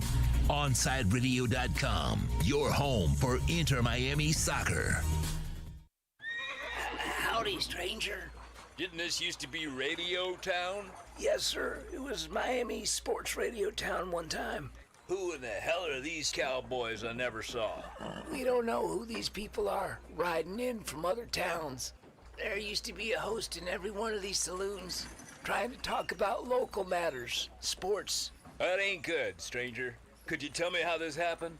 Well, it started when one corporation bought another, and they got rid of the good management and brought in a bunch of bumbling idiots and started firing all the local ranchers and replacing them one by one with these strangers from out of town. I've heard that story before. Static and tumbleweeds, I'm moving on. South Florida's choice for sports talk. OnsideRadio.com. Listen to every Inter-Miami CF match on your home for La Rosa Negra. OnsideRadio.com. Catch us every day on the MyTuner Radio app.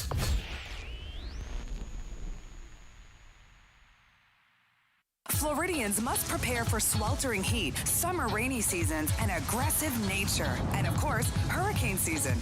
That's why when it comes to protection, make sure your roof is prepared for the same brutal weather by calling Chase Roofing and Contracting. Open 24/7. Call them today. Miami, Fort Lauderdale, Tampa, and even Orlando. Go to chaseroofing.com. Chaseroofing.com provides roof inspections for both residential and commercial roofs. Get a free no-obligation roof evaluation. Trust chaseroofing.com to fortify and protect what's most important to you, your family.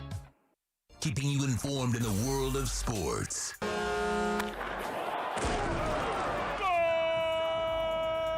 With an OnsideRadio.com sports update.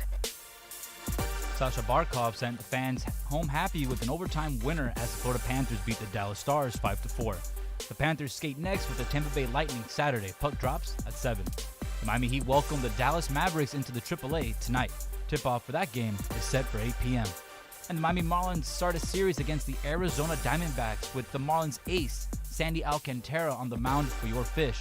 And Trevor Rogers won National League Rookie of the Month. You're listening to South Florida's only locally sports talk station, OnsideRadio.com. And coming up, it's more of the Onside Zone with the Big O on OnsideRadio.com. Sports fans love a place with great food, cold drinks, and TVs everywhere. That's why sports fans love Sports Grill and their 7 amazing locations. Check out the Bird Road location at 11481 Southwest 40th Street in the back corner of the West Bird Shopping Center. Sports Grill is also now offering some great employment opportunities. All kinds of positions are now available from kitchen to hosting. Call for more information at 305-485-8845.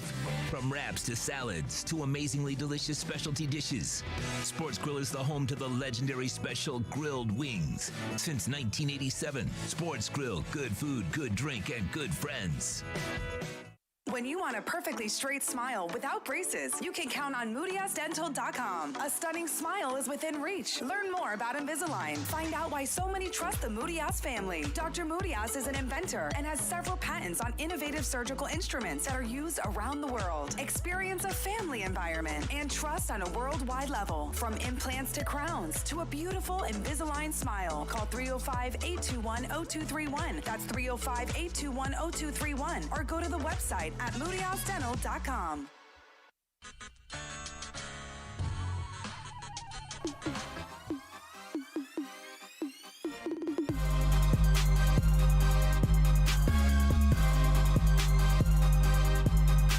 All right, welcome back. I promised you Eric Edholm will be kind enough to join us now. You can follow him on Twitter like I and many others do at Eric_Edholm and catch his work there at Yahoo covering the NFL and the draft. Eric, first of all, apologies for the voice. I'm going through a little laryngitis type issue. I think I blew a vocal cord. So I appreciate you taking the time, and I'm sorry I'm torturing you with my voice. It was that Jalen Waddle pick that did it, right? That's you, it. You screamed as soon as you That's it. Although I will tell you this, man. I am I got to be objective. Obviously, I've done this job for 31 stinking years already. But obviously, born and raised in South Florida, and I'm a weirdo, yes. I'm a real Floridian. I'm obviously a Dolphins fan. But I start looking at this offense now, and I expect a healthier Tua.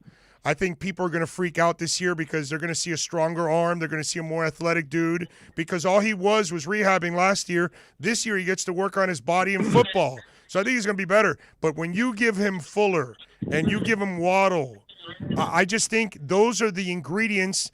They went from the slowest receivers in the NFL to having the fastest pair of wide receivers in the NFL. And I think that alone is really going to elevate this offense, and Tua will look like a completely different player physically and because of those additions. You agree or disagree? Yeah, I do agree. I mean, I still don't know what his ceiling is going to be. That's going to be the most interesting thing is over the next couple of years to see, what his high points are, how consistent he is. But I agree wholeheartedly. I think we made too much of his quote-unquote struggles last year because it was almost like people, the same folks who couldn't stop talking about the hip leading up to the draft forgot that it was basically 11 months from when he suffered the injury to when he got in the starting lineup. So, I mean, that's a pretty crazy comeback story there in its own right. Maybe he was thrust in too soon. Maybe he wasn't. I don't know the answer to that. But I do know that an extra year of health and getting, instead of rehabbing, spending the time learning the offense, and in better conditions too, right? All the rookies last year were thrown into an awkward situation. But, yeah, to your final point about adding speed, I mean, the beautiful thing about Waddle too, I mean, obviously Will Fuller, we know he can go over the top. That's, the 9 routes, the over routes, et cetera.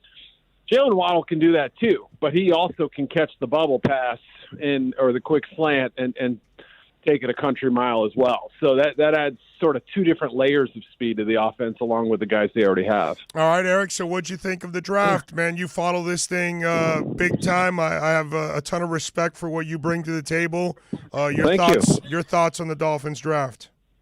Yeah, overall, I liked it. I mean, I wish they would have had an opportunity to draft Javonte Williams. That was a guy that I thought could make a lot of sense for them, and they get leapfrogged by Denver, and we'll see if that ends up being a big deal or not. I think he's going to be a great fit in Denver, but, it's not as if the Dolphins can't find solutions there. I know they drafted Dokes late, and, they still have Myles Gaskin and others, but, we'll see how they work around that or if they add bodies to that position. But, I can't complain about them not getting a running back. I mean, Their early picks made a lot of sense to me.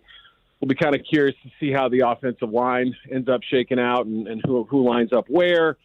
But, I mean, really overall, you add kind of depth and versatility at a lot of spots, too. Javon Holland's a really good player. I think I had some Dolphins fans a little bit, kind of up my tail a little bit with I named it my worst pick, and it was only because of the fact that they couldn't get Williams, who I thought would have been a great fit in that offense. But, I think, his ability to cover the slot, he can play in the traditional safety role, good instincts, upside player who, had a shorter college career, but I think has some real untapped potential there. So Hunter Long I like too. I mean, I think he'll be, competitive as a blocker and contribute as a receiver. He made some wild catches last year. He's going to be a fun one to watch, and another little PC connection for Brian Flores' team.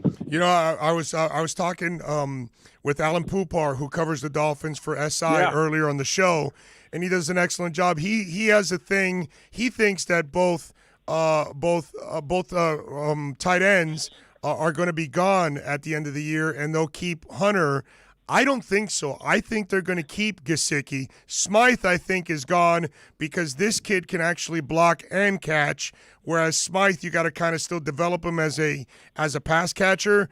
I almost feel like they want to go with attacking tight ends. And because I think the cap is going to explode next year with the new TV money in full stadiums anyways, so I think they're going to have plenty of money next year to keep Gesicki. I have a feeling that they want to use two athletic tight ends to kind of counter what the Patriots are doing also.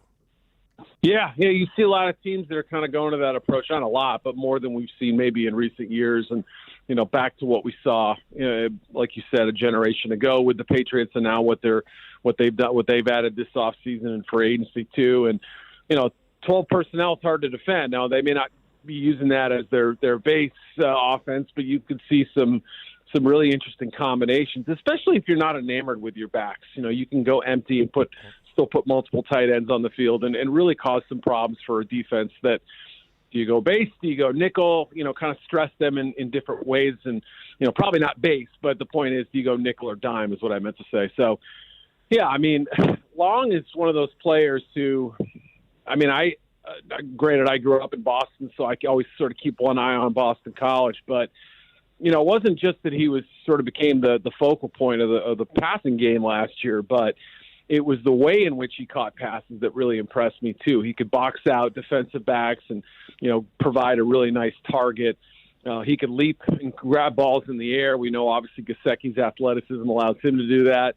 He was competitive as a run blocker, probably needs work as a pass blocker, but I like him. He was the top 100 player for me, and it really wasn't that was no question when I put him in there. I think I had him at 81. So, the value was good, and those tight ends can end up being really valuable pieces, even if they don't rack up the receiving yards.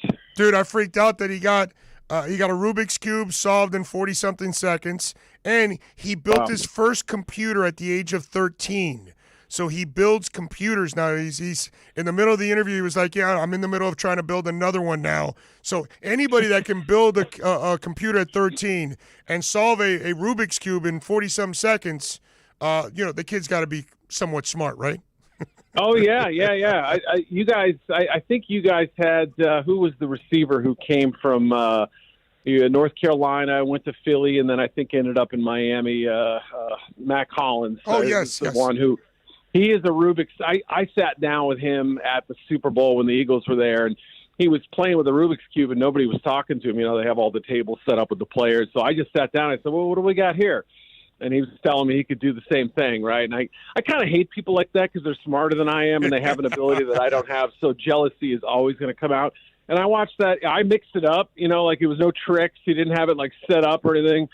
I twisted it 7 or 8 times and turned things around behind my back.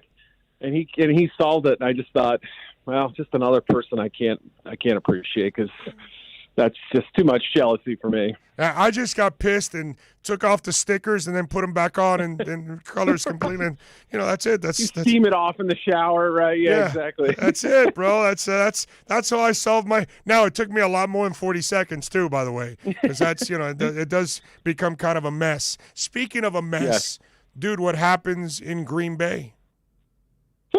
Yeah, you could have me on 3 months from now. We might still be talking about the same issue. We don't know. I mean, in the last couple of years, I've learned to kind of keep an eye on the betting markets with these things because Vegas knows and all that. But the Broncos appear to be the team that if Rodgers ever was to be moved, that's the one that probably makes the most sense, and they can make a big offer for him. They address just about every other position in the draft. They have Teddy Bridgewater, but obviously they could move Drew Lock if they need to. But it really is a fascinating deal. I mean, I give Jimmy Garoppolo a lot of credit for how he's handled the Trey Lance thing. I think both parties, Aaron Rodgers and the Packers, could have done a better job of communicating things.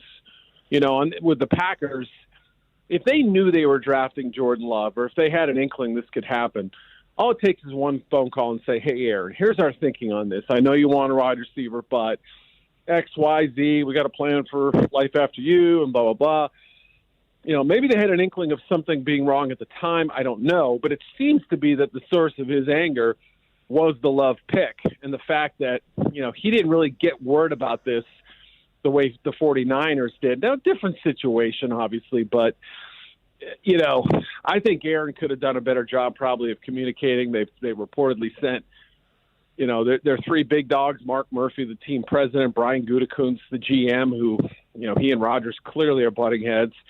Matt LaFleur's made a trip out to California just to see if they can repair this thing. If you've made 3 trips with 3 different people and it feels as intractable as it is, or they're not going to make any progress, what hope is there for a few months to thaw things? I don't think that's going to be the solution. I just have no idea, but right now it feels like a standoff. Who was the most head-scratching pick for you in the first round? Probably Peyton Turner, 28 to the Saints. I mean, I heard a lot of Alex Leatherwood hatred.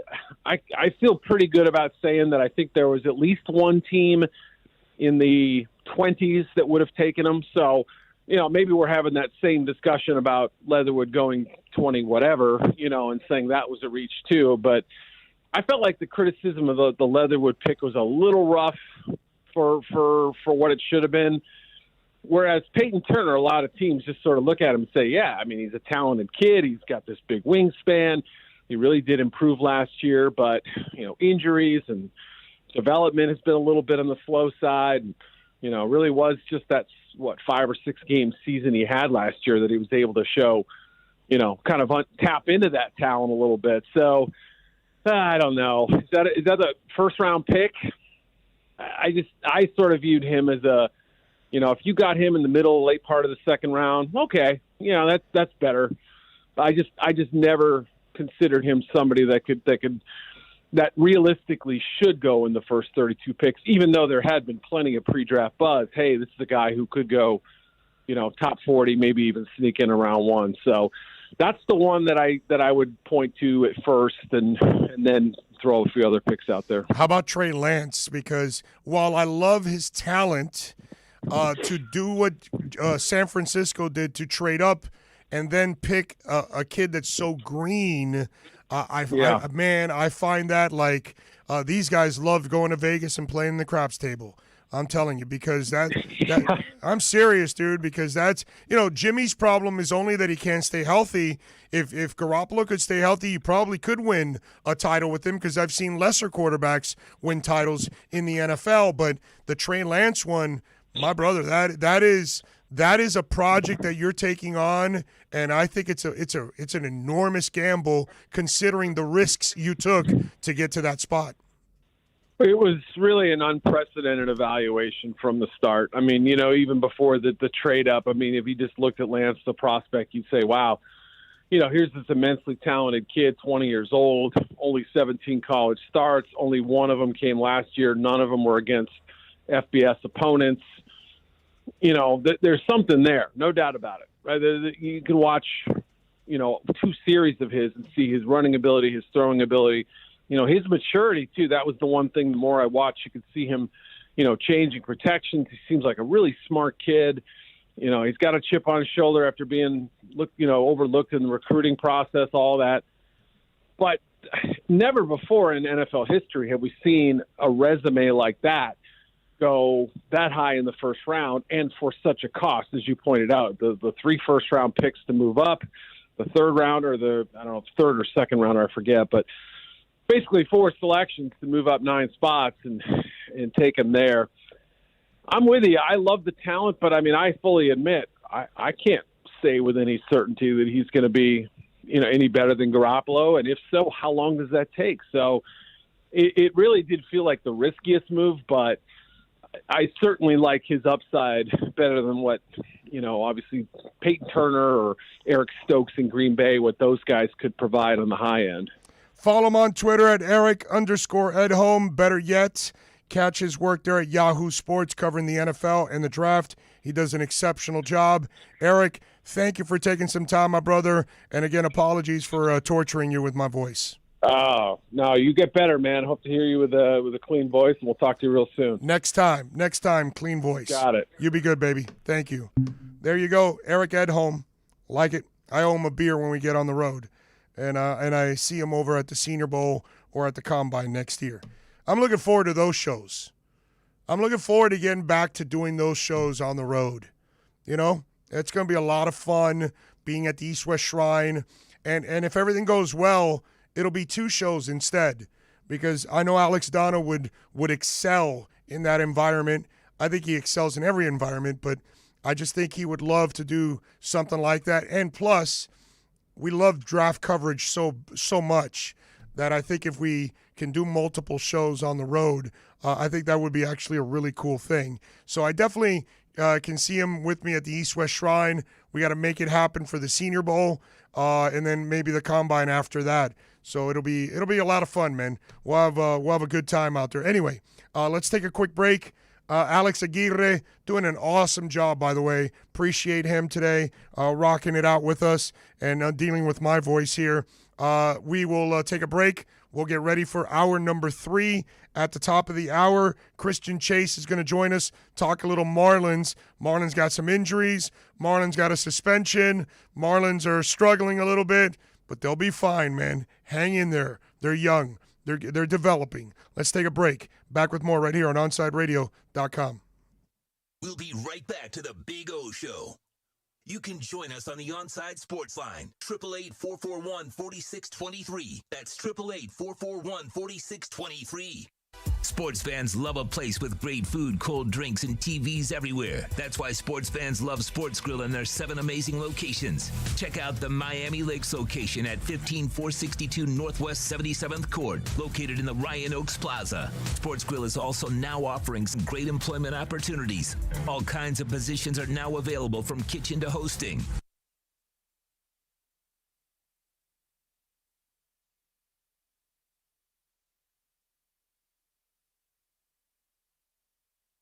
Sports fans love a place with great food, cold drinks, and TVs everywhere. That's why sports fans love Sports Grill and their 7 amazing locations. Check out the Miami Lakes location at 15462 Northwest 77th Court, located in the Ryan Oaks Plaza. Sports Grill is also now offering some great employment opportunities. All kinds of positions are now available, from kitchen to hosting. Call for more information at 305-485-8845. From wraps to salads to amazingly delicious specialty dishes, Sports Grill is the home to the legendary special grilled wings. Since 1987, Sports Grill, good food, good drink, and good friends.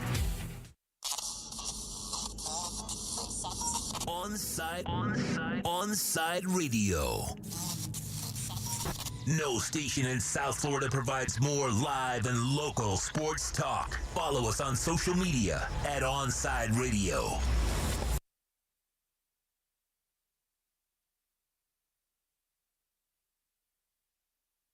Different. I mean, they go back to college, learn new instruments, start skateboarding. Whoa! Okay, maybe that one's not for everybody, but saving for retirement is. With aceyourretirement.org, you can get on track with your retirement savings no matter your age. Just have a 3-minute chat with Avo, the friendly digital retirement coach from AARP. You'll get personalized recommendations based on your input that are easy to understand and work with your lifestyle. It's quick, easy, and free. Plus, it's sponsored by AARP, so you know they got your back. Gnarly move, Dad. Thanks, sweetie. So wherever you are in your retirement savings journey, head to aceyourretirement.org and start chatting with Avo today. That's aceyourretirement.org. A message from AARP and the Ad Council.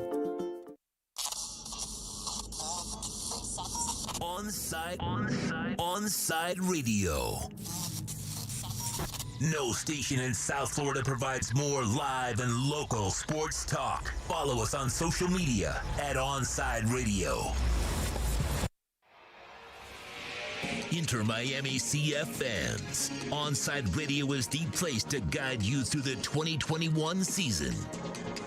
Go to our website at onsideradio.com and download any of our apps to listen to your favorite team. OnsideRadio.com is your home for La Rosa Negra. Now streaming online. Onside Radio, the only choice for the South Florida sports fan.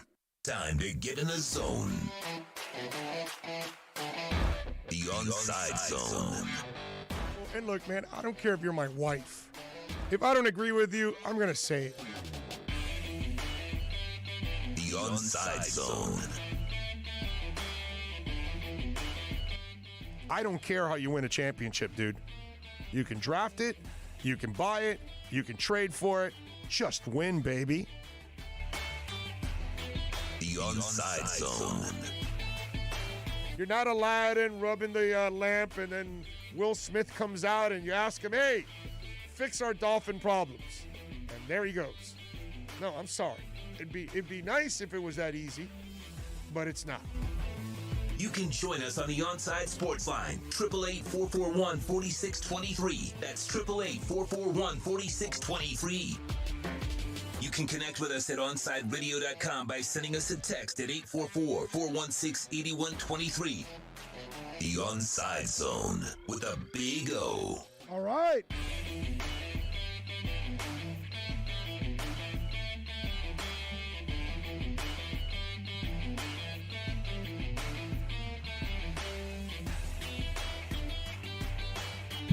All righty, welcome back.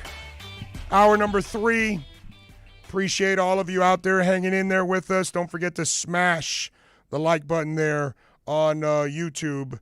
Those of you watching, and of course, if you're podcasting, as always, rate and review, subscribe, all of that good stuff. So for those of you on YouTube, subscribe on the audio side. Always appreciate that. All of those things, you have no idea. It just does immense stuff for all of us, and it helps, Kai Chen Chisholm grow. It helps Austin Robillard grow. It helps all of us here at Onside Radio grow. So we really appreciate it. So hit that like button, subscribe, rate, review, all of those things, podcasting, YouTube. Really appreciate it in a big-time way. Let's see, what else do we have here on the program that we could talk about? We're going to talk to Christian Chase in the next segment.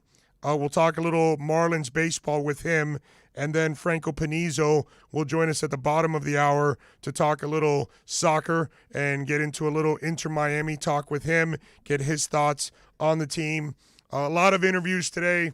Listen, my voice is hurting. I got to do 5 hours. It's funny. My voice is hurting, right? I had to cancel my interview with Mobile, which I've been doing for over 20 years now, there every Tuesday, because I wanted to save my voice. But then I had a meeting before I got on the air, and then I've got another meeting when I get off the air. And then after that, I'm not going to say another damn word for the rest of the day. I go home, I'm going to relax. I got to do some work, but I'm going to rest. And then tomorrow morning, I'll see what the doctor says about my voice. And hopefully it's not too bad. I don't think it is, really, because I'm not in any pain. I'm not in any discomfort whatsoever. I know exactly what happened, man. It was a rough weekend, from Thursday on. And I'll admit, Sunday when I was getting ready for the game, I'm always cranking music in the shower. And I probably shouted a little bit too much in the shower. And that probably didn't help either. And I think that was the moment I busted it. You know what I mean? Because I'm an idiot. I love to sing when I can't sing. Because, deep down inside, I probably wanted to be a rock singer more than anything else in the world. You know what I mean? So it's like one of those deals. And so, you're jamming, you're enjoying, you're showering, and there you go. And so I just think the wear and tear, the craziness, I got to be more responsible with it. I just hope he doesn't shut me down. So that could be the case. Could have some best ofs. Maybe I'll do a shorter show and then some best ofs. I don't know what. Listen, I'll cross that bridge when I get there, and I'll figure it out. But whatever it is, we'll do what we have to do to get better, because what I can't do is continue dealing with this. I have to end it already. I've been dealing with this for 4 months now. Up and down, up and down, up and down, up and down, and I can't do it anymore. So I told the wife, hey, just get me an appointment so I can go see somebody, and I'm going to do that tomorrow morning. And hopefully it'll be an improvement. Chad Johnson says he's going to fight in the Mayweather-Logan undercard, which will be here, by the way, at Hard Rock Stadium. Great job by Hard Rock to land that. There's going to be all kinds of, different, I guess, internet celebrities we can call that are going to be on it. And so Chad Johnson was talking with his boys, and he does a show. I forgot the damn name of the show now, but with Brandon Marshall, with Channing Crowder. Sweet Feet Takes. So there you go. There you go. Monday, yeah. Sweet Feet Takes, The Ring. Okay. Yeah. So there you go. Where's that at? Where can you see that? It's just YouTube? Yeah, YouTube. It's called, I think it's called I Am Athlete, and I think it's like a round table of ex-professional athletes. Right. And I think if you just YouTube I Am Athlete, then you can see the whole page, and there's different athletes from different sports. And this one with Chad Ochocinco, it's called Sweet Feet Takes. Maybe this is his version of I Am Athlete. Right. And so he breaks the news to the guys that he is going to box. Go ahead. Check it, right? I got a phone call about 4 days ago with an opportunity that presented itself. And it's one that I really couldn't pass up. So, man, I could pass it up, but why not? Being that everything that I do in life, I'm good at it, right? I'm not even bull. That's one thing. Everything in life I'm good at outside of golf. I can't do that. So Leonard Ellerby, Floyd manager, hit me like, hey, listen, man, I got an opportunity for you. Floyd fighting June 6th in Miami at the Hard Rock. Man, if you want to do a few rounds, because, you got history with us as far as training in the offseason when you was playing, you can get in there, make you a cool $1 million, and do a few rounds. Listen to me. Let me finish now. Don't interrupt me. That's your problem now. Let the man talk, B. So I told Ellie, I say, man, let me get back to you, because I looked at the dates and the time it would take for me to get in adequate shape to be able to do that and not embarrass myself in front of the world. Right. So it's like I got 7 to 8 weeks to get right. So I hit him back the following morning, ran it through my kids, ran it through the missus, like, what you think? And they said, well, shit, we gonna be there for you. I called Ellerby back. I said, man, let's do this. Who's my opponent? And so I'm just waiting on my opponent. So I'm here to let y'all know first, June 6th, Sweet Feet Johnson, he can go in there and do what I do best. Hey, how you killed me, you better kill. All right, so there is Chad talking about it, and then they go and they bust his balls on it. And so we don't know who the opponent is yet. They haven't announced who the opponent is going to be. I don't know if he needs the money badly. I know his crazy ass still leaves some big tips to people at times, which is, phenomenal on his part. Look, I was joking when I heard Alex and Dono and Alex talk about, not Alex Dono, but Dono and Alex Aguirre yesterday talk about this, and I was joking with them. I said he's going to fight Evelyn Lozada, who he headbutted in the car. That's how he got suspended and cut from the Dolphins, because of that headbutt. That headbutt cost him the spot on the Dolphins. And so, I mean, that was the Joe Philbin Hard Knocks episodes, and all that stuff went through. So I don't know who he's going to fight, but I will say this: it has completely jumped the shark, this celebrity crop, really, because it's a shame that now celebrity boxing is more important than regular boxing. It's and it's funny because the promoters are the ones that have ruined boxing. Because, see, Dana White does not allow the best MMA fight to escape him. Whatever he thinks is best for the UFC, that's the fight they set. And the fighters in the UFC want to fight each other. They want to fight the best. They don't want to talk crap and avoid each other. They don't want to load their record up with a whole bunch of tomato cans. And that's the problem with boxing. Boxing watered down the sport. And us boxing fans, we're not stupid. We see it. And then when you do Mayweather and Pacquiao 6-7 years after you were supposed to do it, that's all you need to know.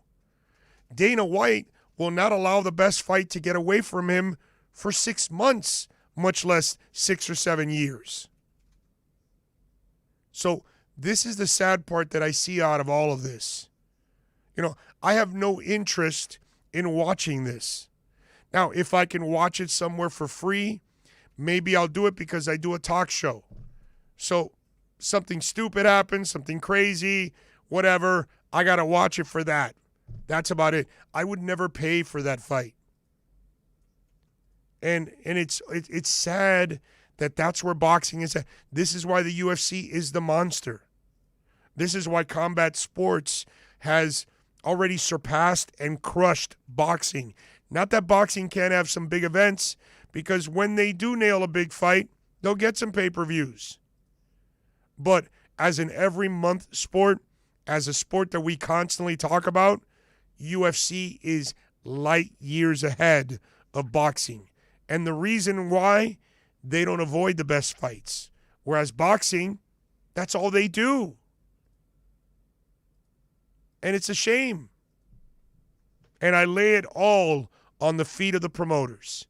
They're the ones that have protected their fighters to a point that it was a mistake.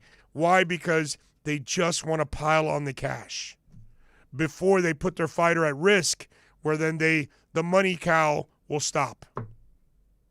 It's crazy. All right, let's take a break. Christian Chase, he, of course, is one of the two hosts.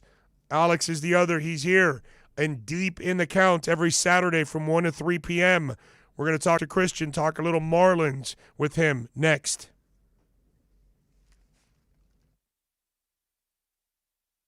We'll be right back to the Big O Show. You can join us on the Onside Sports Line, 888-441-4623. That's 888-441-4623. Inter Miami fans, time to find out more about your favorite soccer team with OnsideRadio.com's IMCF Football Focus. Here's Austin Robillard. After a shutout performance in Subaru Park, Inter Miami have yet another player named to the MLS Team of the Week. Last week, defender Nico Figal and center attacking mid Federico Higuain were named to the Team of the Week. And this week, with the shutout, Ryan Shawcross, in his first ever MLS start, was named to the MLS Team of the Week, and it absolutely caps off a fantastic and immense performance from the center back.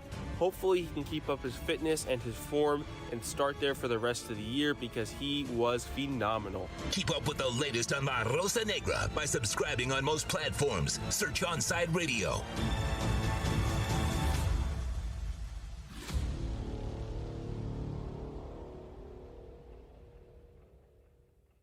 If If you're a Miami sports fan, then there's only one store to go to, and that's Caneswear at Miami Fanwear in Davie. They're your one-stop shop for all your inner Miami CF, Canes, Dolphins, Panthers, and Marlins merchandise. They have hats, t-shirts, game day jerseys, and so much more. Located at 2511 South University Drive in Davie, and open 24/7 online at caneswear.com or innermiamiwear.com. Call them at 954-835-5597. Caneswear, the spot where Inner Miami and all Miami sports fans shop.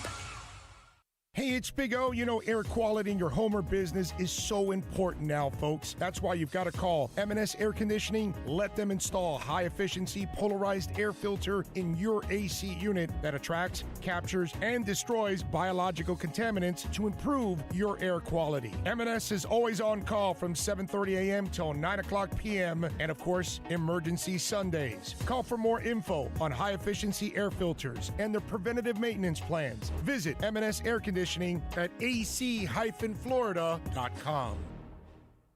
If you're looking for a change from the everyday restaurant, then you need to get to Checkers Old Munchin German Restaurant in Pompano Beach. Brats, Wiener Schnitzel, homemade potato pancakes, pretzels with mustard, and lots of German beer. Take their famous Boot Tour Challenge, and there's now outdoor seating available in their new beer garden with live music. Follow them on Facebook and Instagram at Checkers Old Munchin Restaurant, or call them for reservations or pickup at 954-785-7565. So get over to 2209 East Atlantic Boulevard in Pompano Beach to Zagat-rated Checkers Old Munchin German Restaurant. When you want a perfectly straight smile without braces, you can count on MoodyAsDental.com. A stunning smile is within reach. Learn more about Invisalign. Find out why so many trust the Moody Ass family. Dr. Moody Ass is an inventor and has several patents on innovative surgical instruments that are used around the world. Experience a family environment and trust on a worldwide level. From implants to crowns to a beautiful Invisalign smile. Call 305-821-0231. That's 305-821-0231. Or go to the website at MoodyAsDental.com. It's toast. Smartest thing I did last year? Called B&T Windows and Doors and had PGT custom windows and doors installed in my house. Listen, it's spring. That means before you know it, we'll be hearing about the tropics churning. That means you need to get your home and family protected today. Call B&T right now and they'll get you installed ASAP with the best in the business, PGT Custom Windows and Doors. 954-233-0126 or bntwindowsanddoors.com. And P.S. Tell them you heard about them on Onside Radio. You can connect with us at OnsideRadio.com by sending us a text at 844-416-8123. Save it on your cell phone, 844-416-8123. No better place to send your comments, ask questions, win prizes. OnsideRadio.com, the only choice for the South Florida sports fan.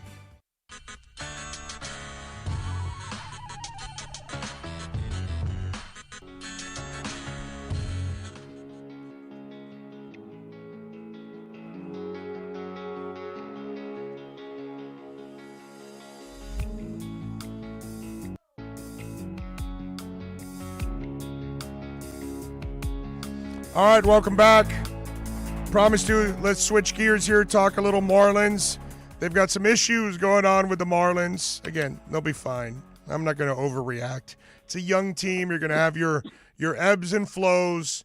Yeah, listen, I deal in cryptocurrency. You got your ebbs and flows there too. So it's happening right now. So Marlins in their crypto-like existence with the ebbs and flows. They're 11-16. They take on Arizona over the next couple of days. Tonight, Sandy Alcantara is on the mound. Let's talk to our guy, Christian Chase, from deep into the count. Christian, how you doing, my brother? Good. How are you doing? I can't complain. Is there any truth that you were hanging out with Paul Campbell and, guiding him on what kind of substances to use? I can neither confirm nor deny that. But, if a guy had to go down, from a fan's perspective, if a guy on the team had to go down for PED usage, I think we're okay with it being Paul Campbell. I mean, he was on that short leash anyways where he was trying to prove himself, and clearly in the games he pitched up to this date, he hasn't done that. My guess is he would have been, not on the Major League roster within the next week anyways. So honestly, this it gives the Marlins an extra roster spot to work with, and we could see anywhere from Anthony Bender coming up to any of those exciting young prospects. So it may be a nice positive in disguise for the Marlins. So let me ask you something.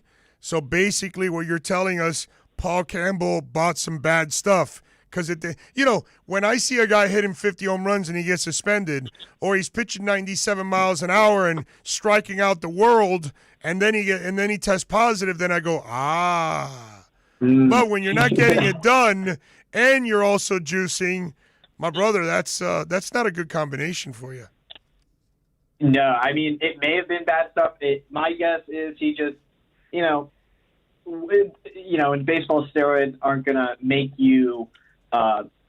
Barry Bonds immediately. I mean, Barry Bonds is a Hall of Fame baseball player before he started taking steroids in his Pittsburgh Pirates days and the early Giants days, and plenty of other guys who've taken steroids. It just elevates your game, and if you're you have the quality of play of Paul Campbell, who probably isn't a stable, even major league player without it. It's not going to turn him into Superman. It's most likely just going to make him overperform a little. And if what we saw in his outings was him overperforming, then I don't know. Either way, we want him in a Marlins uniform. By the way, I got to thank my man Jesus Aguilar. He is on a roll, my brother. Wow, and he's on my fantasy team. So that's I got to make sure I mention that. A rape of power. He when that story broke, I was on that Zoom call, and it's kind of funny how that just spread like wildfire. And he was probably last year statistically the team's second best hitter, and or even the best hitter last year. And this year he started off hot. Getting on base. I believe early in the season he had an average in the mid 300s, which was great. But he had no homers, and everyone was wondering if he transitioned his game to be more of a get on base type of guy, which doesn't make sense for him. A guy who 2 years ago hit 34 homers for the Brewers. And it looks like he found that home run stroke again, which is going to be really important for this team if the other guys can get healthy, right? I mean, yeah. You can't have Jesus Aguilar carry the entire load. As great as a player as he is, he's, if Mike Trout can't do it, Jesus Aguilar is not doing it. Well, how frustrating is it right now it's a young team, dude, bunch of injuries. It's kind of like setting them back a little bit right now. It's kind of a rough patch for them at this moment. Yeah, it's not optimal, right? I think every team goes through some aspect of this, right? Maybe not to this extent. I mean, the team we saw on Sunday, right, when Max Scherzer went a complete game against the Marlins, Isan Diaz hit a homer, which is great. That's super positive, and I'll talk about that in a second. But that team looks like a minor league team out there. There's no denying it. Those guys, if you put them out there for 162 games, they'd be lucky to win 60. But, when 58% of your WAR is on the bench with injury, you can't be expected to win games, right? You can expect you have a chance when Trevor Rodgers is on the mound or Sandy Alcantara or Pablo Lopez, but past that, past them going 7 shutout innings, that roster isn't going to do much without those guys coming back. I mean, we should expect Jazz Chisholm within a few days. I haven't heard anything negative or a setback for him. We should, expect Brian Anderson relatively soon. Corey Dickerson was back, which was a positive. How about Rojas? I mean, so many guys. How about Rojas? I'm not entirely sure. Is he? How long? I'll double check on that. I'm not entirely sure. Because I saw it was hamstring. He didn't play on Sunday because of hamstring tightness. It's not considered serious according to Jordan McPherson, so he had a day off. So I'm wondering if he plays today. And it's really important, I know, because then I got to keep him out of my lineup because my 2 Marlins are Miguel Rojas and Jesus Aguilar, baby. Those are my 2 Marlins. Hey, those are 2 good Marlins to have. I think if I actually opted not to play fantasy this year just because my life is so revolving around baseball anymore. I might. Dude, wait a minute. So wait a minute. How in the hell does the baseball guy not play fantasy when you and I know that I know it's not the most popular one, but the best fantasy is baseball, actually. For me, that's the most entertaining one because it's every day, and you got to just, adjust your lineups every day. I love that, actually, about fantasy baseball. Fantasy baseball is actually what got me into fantasy football. I play fantasy football with a few of my friends from high school. It's how we stay in touch, like while we're at different colleges, and that's the best experience ever.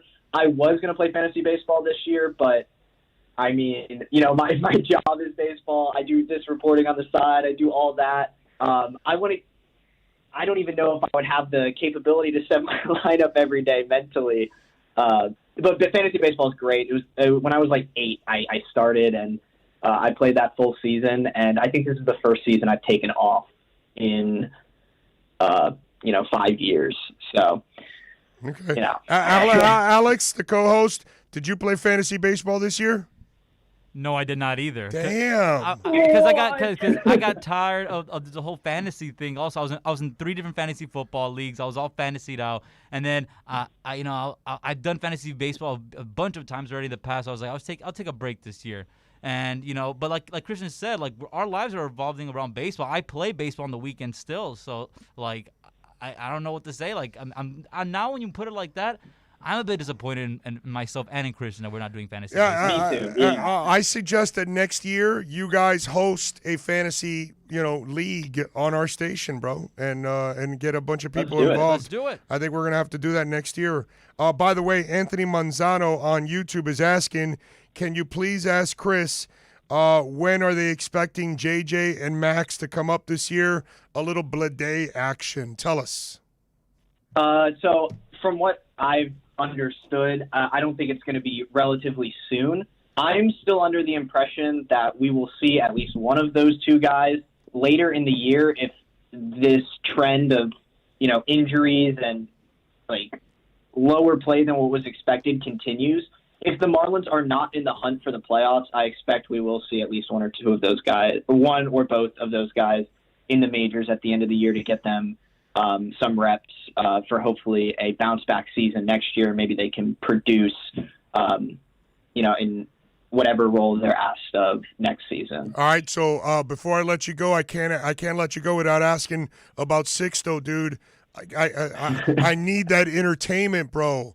I mean, I know they've got already a really nice staff as it is. Congratulations to Trevor, and we're going to watch Sandy today, and we love Pablo. But, dude, we need Sixto, and all of a sudden you've got a 4-man rotation that's just absolutely nasty. It'll be a 5-man rotation that's absolutely nasty. Yes, I mean, you're right. With Eliezer Hernandez returning, who he should be returning, I believe he threw a bullpen, so he should be back, not within a few days, but not as long as the timeline is for Sixto. A week or two ago, Sixto threw from 45 feet. He's making progress. It's not the progress you want to see, which then again, Sixto can come whenever he comes to the majors and provide a presence that can allow this team to flourish if they are still in the hunt. I'm not entirely sure when he'll be back. It will be exciting to see. I mean, Trevor Rodgers looks like an ace. We know Sandy Alcantara is an ace. Pablo Lopez is probably one of the best number 2 pitchers in all of baseball. And when you add Sixto, who we know has ace potential, and Eliezer, who is a really solid 3 guy, the rotation is extremely scary. And when we get to experience a healthy Marlins rotation with these 5 guys, that's a playoff caliber team. And that's a team you will see compete each and every year when they're healthy. That's why I said, and 2 weeks ago when we had one of those roundtable questions, if the Marlins have become must-see TV, and in my eyes, with that pitching, I believe they are must-see TV. And hell, over the last week, even with the losing, just watching Jesus Aguilar, that's must-see TV, man. That's fun to watch. So that's good stuff there. Make sure you follow Christian on Twitter at Chase Chris Jr. More importantly, catch Chris and catch my man Alex every Saturday from 1 to 3 p.m. for Deep Into the Count. Christian, as always, my brother, thank you for dropping the insight. We really appreciate it. Hey, Hey, of course, man. Thanks for having me on. You guys have a great day. Thank you, my man. All right, let's do this. Let's get a break in. We'll come back on the other side. Franco Panizo is going to join us from Miami Total Football and SPI Soccer. We'll get his thoughts on Inter Miami after another week where, I got to say, it was an excellent week to pick up a huge draw on the road with that many people missing. Pretty damn impressive. They got 2 games coming up this week. We'll talk to Franco next. We'll be right back to the Big O Show. You can join us on the Onside Sports Line, 888-441-4623. That's 888-441-4623. You can now watch Onside Radio daily by subscribing to our YouTube and Twitch channels. Search Onside Radio. Log on, subscribe, rate, and review Onside Radio on YouTube and Twitch. Find out why Big O has a face for radio. OnsideRadio.com, South Florida's home for real sports talk. OnsideRadio.com gives you a ton of options to listen to the station. You can now download free apps from Radio.net, Podbean, and Simple Radio.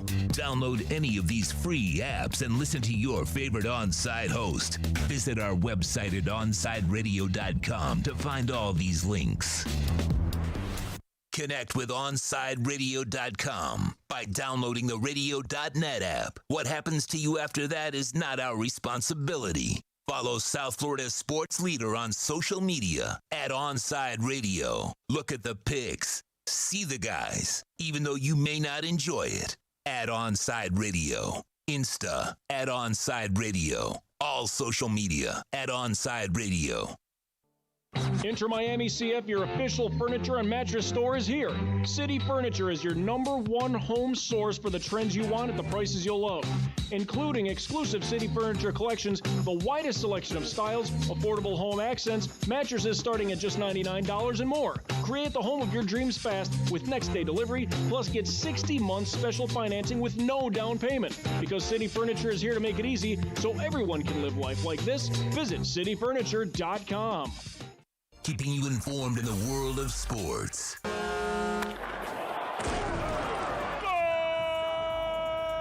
With an OnsideRadio.com sports update. Sasha Barkov sent the fans home happy with the overtime winner as the Florida Panthers beat the Dallas Stars 5-4. Panthers skate next against the Tampa Bay Lightning Saturday. Puck drops at 7 p.m. And the Miami Heat welcome the Dallas Mavericks into the AAA tonight. Tip-off for that game is set for 8 p.m. And the Miami Marlins start a series against the Arizona Diamondbacks. Sandy Alcantara, the Marlins ace, will be on the mound for your Fish. And Trevor Rogers won National League Rookie of the Month. You're listening to South Florida's only locally owned sports talk station. And coming up, it's more of the Onside Zone with the Big O right here at OnsideRadio.com. If you missed Red Card Radio with Austin Robillard, then you missed this. Beckham and Moss made it seem like it was the most important thing in the world that they had to talk about the academy and bringing up players from the academy to play for Inter Miami. And, well, they've not only done it, they've now done it in abundance. First, it was Felipe Valencia. And in a question asked about Felipe Valencia, David Beckham specifically mentioned another name in Ian Frey. This was, now in hindsight, a complete foreshadowing of what was to come this week, because Ian Frey has now signed as a first-team player for Inter Miami. Ian Frey also signed alongside his former teammate from Fort Lauderdale CF, Edison Ascona. Red Card Radio with Austin Robillard every Saturday 11 a.m. to 1 p.m. exclusively at OnsideRadio.com. With Make-A-Wish, the impossible becomes possible. A girl battling cancer can become a race car driver battling the course. The boy showing all the nurses his fire trucks can take the helm of a real one. Wishes can give kids with critical illnesses the strength to keep fighting, get better, and grow up. Where there's a wish, there's a way. Wishes need you. Visit Make-A-Wish at wish.org. Howdy, stranger. Didn't this used to be Radio Town? Yes, sir. It was Miami Sports Radio Town one time. Who in the hell are these cowboys I never saw? We don't know who these people are, riding in from other towns. There used to be a host in every one of these saloons. trying to talk about local matters, sports. That ain't good, stranger. Could you tell me how this happened? Well, it started when one corporation bought another, and they got rid of the good management and brought in a bunch of bumbling idiots and started firing all the local ranchers and replaced them one by one with these strangers from out of town. I've heard that story before. Static and tumbleweeds, I'm moving on. South Florida's choice for sports talk. OnsideRadio.com. Now streaming online. Onside Radio, the only choice for the South Florida sports fan.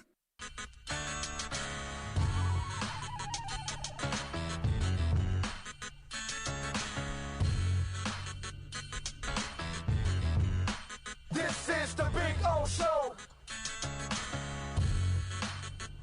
This is the Big O Show.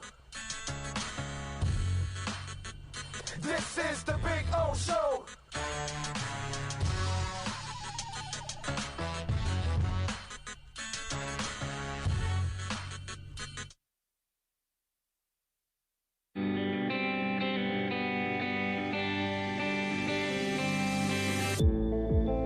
All righty. Well, welcome back. We promised you we're going to talk to Franco Panizo, get a little a little soccer. I was just talking hockey with Donald right now, actually. We just obviously talked a little baseball with Christian Chase. Told you we talk a little Inter Miami with my man Franco Panizo, of course. And make sure you check him out at Miami Total Football, SBI Soccer. Franco, how you doing, my friend?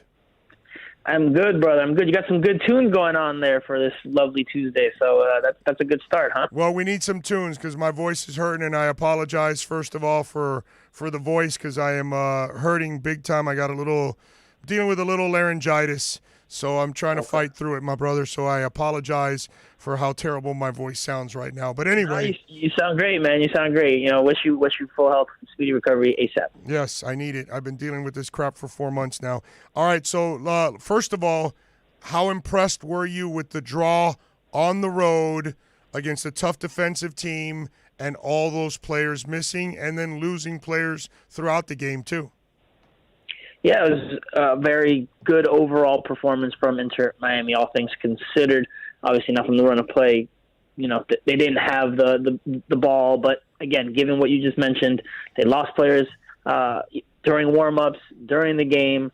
They had news hit camp, rough news with the passing of the Higuain brothers' mother during the week, so that has an emotional toll on the locker room as well. So just a lot of factors that went into this one, and Rodolfo Pizarro was in Mexico getting his green card, so he wasn't available for all of training during the week. So, for them to put together that performance, missing so many players and being so defensively solid against a Nashville team that was at full strength in Nashville, I mean, that's a great bit of work there from the players, a great bit of work there from the coaching staff and Phil Neville, because they played a good game, all things considered, and a valuable road point, a hard-earned, hard-fought road point in this one.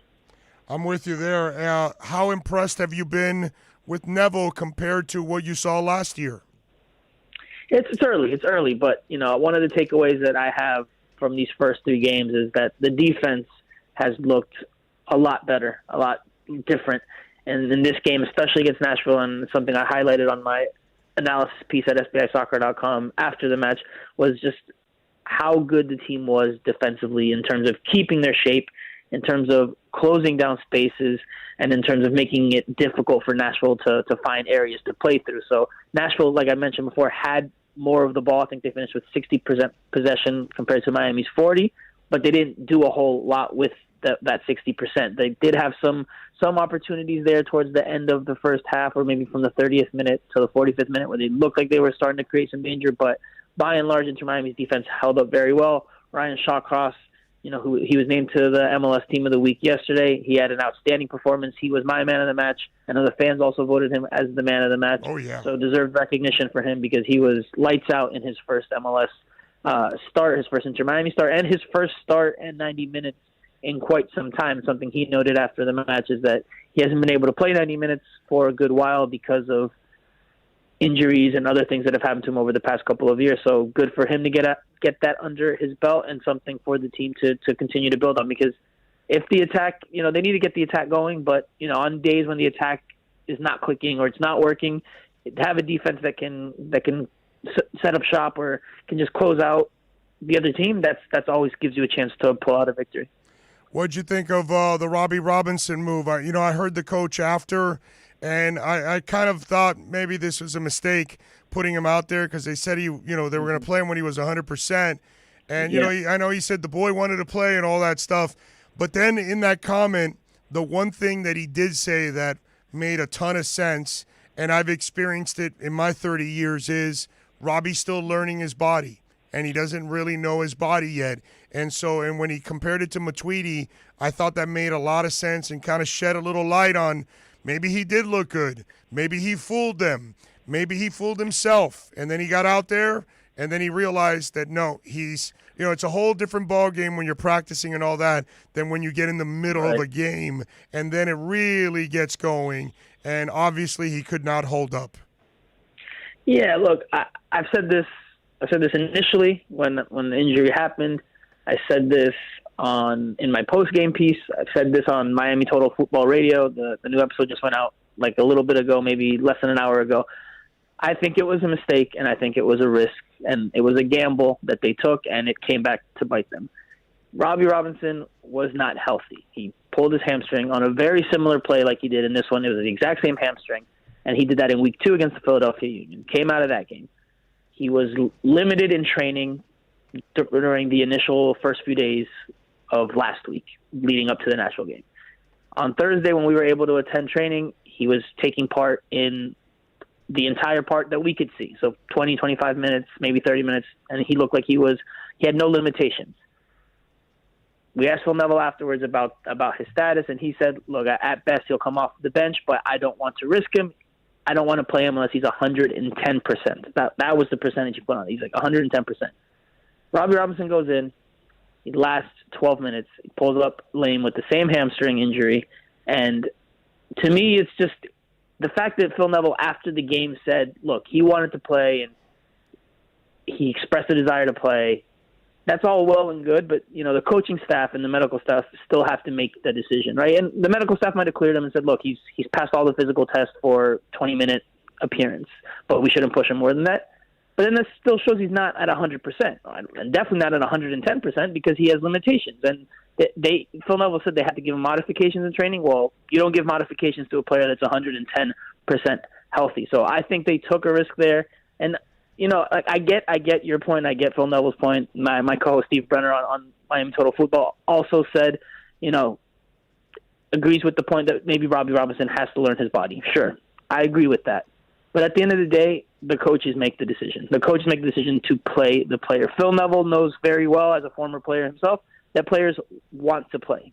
And, before the concussion, just for an example, but before the concussion protocol got very strict and very tight, players would play. Players would play through concussions or would play through just because they want to play or they feel they can play, and that's not always the best thing from a medical standpoint. So Robbie Robinson can say he wants to play this week, next week. It's up to Phil Neville and the coaching staff to make that decision and that determination because they're the ones that have to look out for the well-being of the team as well as the players. Obviously, they were shorthanded. Maybe that, I don't want to use the word push. I used that in my question, and Phil was like, no, we didn't push him.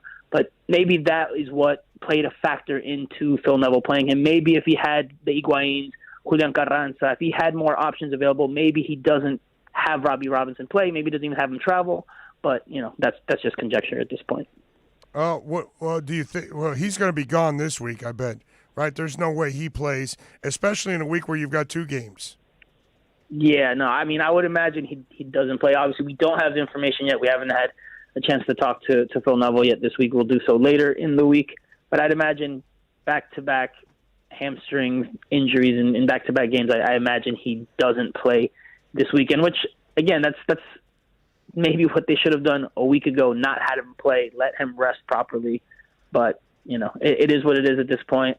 It's going to be unfortunate if they do lose him for a bit because he had been showing some things there on that left flank, looked to be gaining confidence, and Obviously, Inter Miami had been been trying to get back to full fitness and, knock off that preseason rust. And just as they're starting to go and roll, they suffer or they maybe lose one of their starters. So we'll see how it goes for him and how it goes for Nicolas Figal, who also picked up a hamstring injury.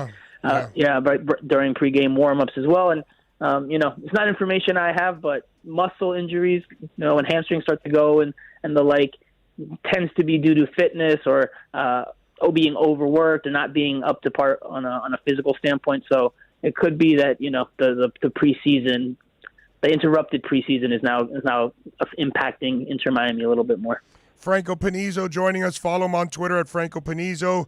Catch his work at Miami Total Football. Great podcast, MIA Total Football, and, of course, at SBI Soccer. He is all over the place, as always. Pizarro. It's kind of bizarro to talk a little bit about Pizarro right now because he was pretty good against L.A., then the second game wasn't that good. And then this past week, it's almost unfair to judge him because he's playing out of position, didn't practice all week. So where do we stand with Pizarro? What do you think the coach is trying to do to figure that out? Yeah, it's a very interesting dilemma or situation. Maybe dilemma is not the right word, because you need to get more out of Rodolfo Pizarro. That's something Phil Neville said in preseason when we were talking to Phil Neville. They need to get more out of Pizarro. He's a good technical player. I personally don't think he's a 10. I don't think that his characteristics, his qualities give to play the number 10 position, even though that's where he plays for Inter Miami and has played for most of his time here. I think they need to do what we saw in the preseason scrimmage. Now, maybe they are holding off from doing that until more of the players are fully fit, but I think he's better suited to drop back a little bit more often and get more touches on the ball and help drive the ball forward. He's more of a facilitator than a creator. And can he create? Yes. We saw that against the LA Galaxy. He played that great through ball in behind the defense, perfectly timed, got Gonzalo Higuain in on goal, and Higuain squares it off to Robbie Robinson, and Inter Miami went up 1-0 right before halftime. So he has that in his game, but it's not something he does on a regular basis. He's not a creator. He's not a number 10. He's not a playmaker. He's not the guy who's going to pull the strings. He's more of a guy that will connect the defense to the attack, move the ball forward, occasionally give you some goals and some assists, but I don't think he's an out-and-out number 10. He's more of a number 8. So I think dropping him back, getting him some more touches on the ball, and facilitating plays more to his strength. So I think that's a possible solution and maybe something we'll see later on once Inter Miami gets closer to full fitness. But that's just me speculating on the outside. They definitely need to get more out of him. Like, I think they also need to get more out of Matuidi because if they're you need DPs in MLS. He was awesome in the LA game. Matuidi or Pizarro? Yes. No, Matuidi. I thought he played really well in the LA game. You didn't think so? No, I think I think out of the three, the LA game was probably his best game. I'm trying to remember the Union game, but. That said, I still think they need more from him. I think if you're going to the Union game, I thought he had a pretty good first half. Now that I think about it, yeah, he moved the ball forward well. Yes. He moved the ball forward well, from what I'm remembering. But defensively, and I know that's why part of the reason why they went and got Gregore this offseason. But defensively, I still don't see enough from Matuidi. And I'm not saying he has to be Gregore, but he needs to be tighter to his marks. Just show a little more recognition and awareness. You saw it in one play in this game against Nashville on a quick transition where.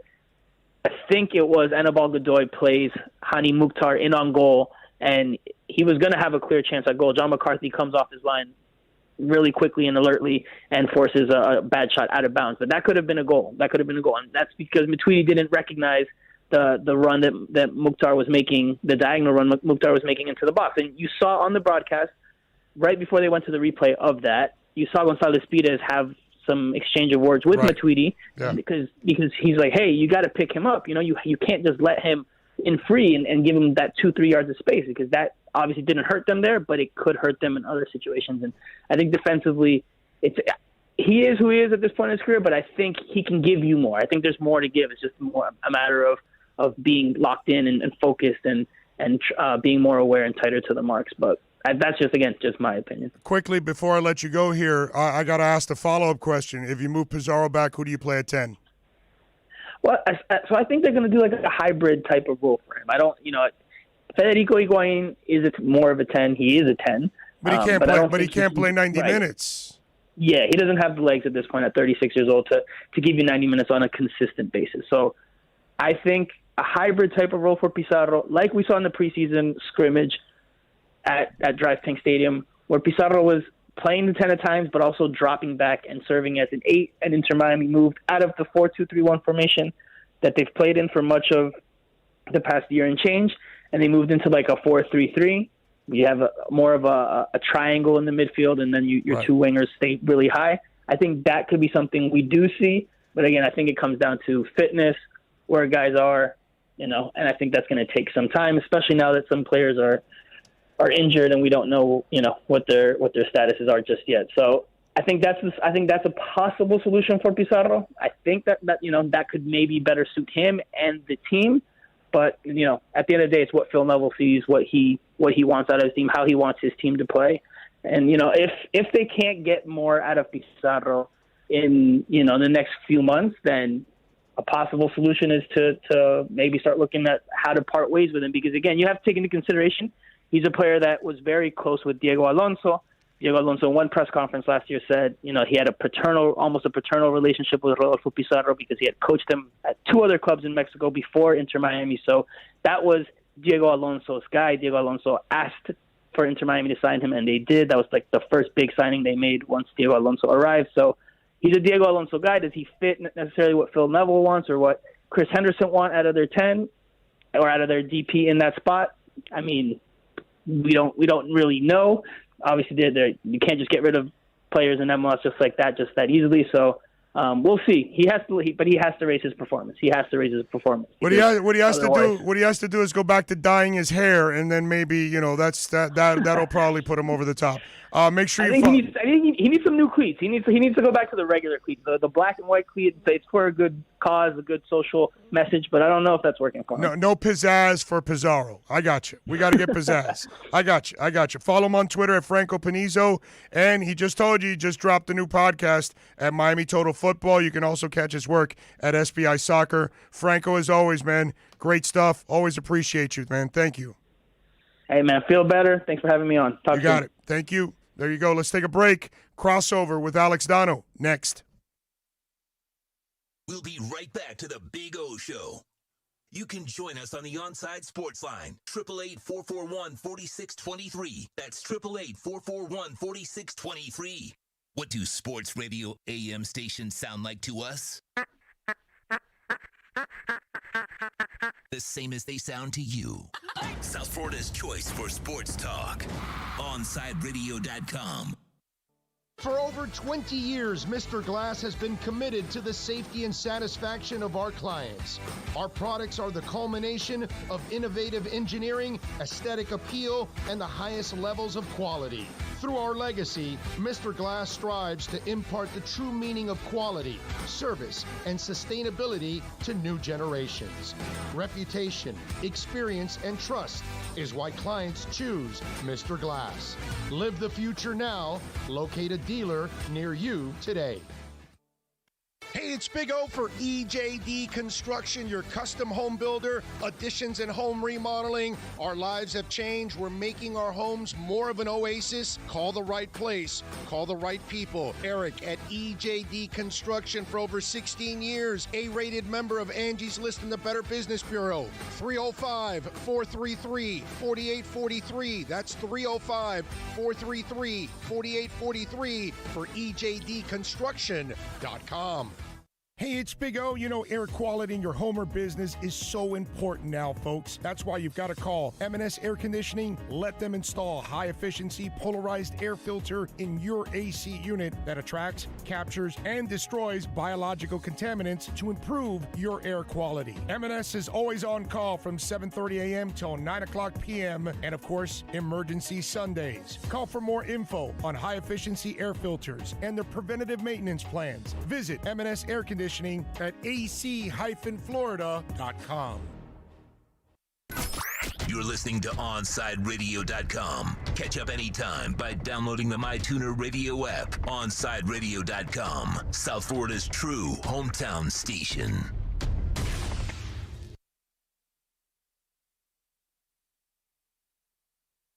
their 40s and 50s. Why should saving for retirement be any different? I mean, they go back to college,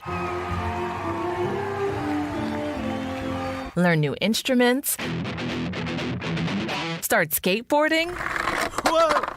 Okay, maybe that one's not for everybody, but saving for retirement is. With aceyourretirement.org, you can get on track with your retirement savings no matter your age. Just have a 3-minute chat with Avo, the friendly digital retirement coach from AARP. You'll get personalized recommendations based on your input that are easy to understand and work with your lifestyle. It's quick, easy, and free.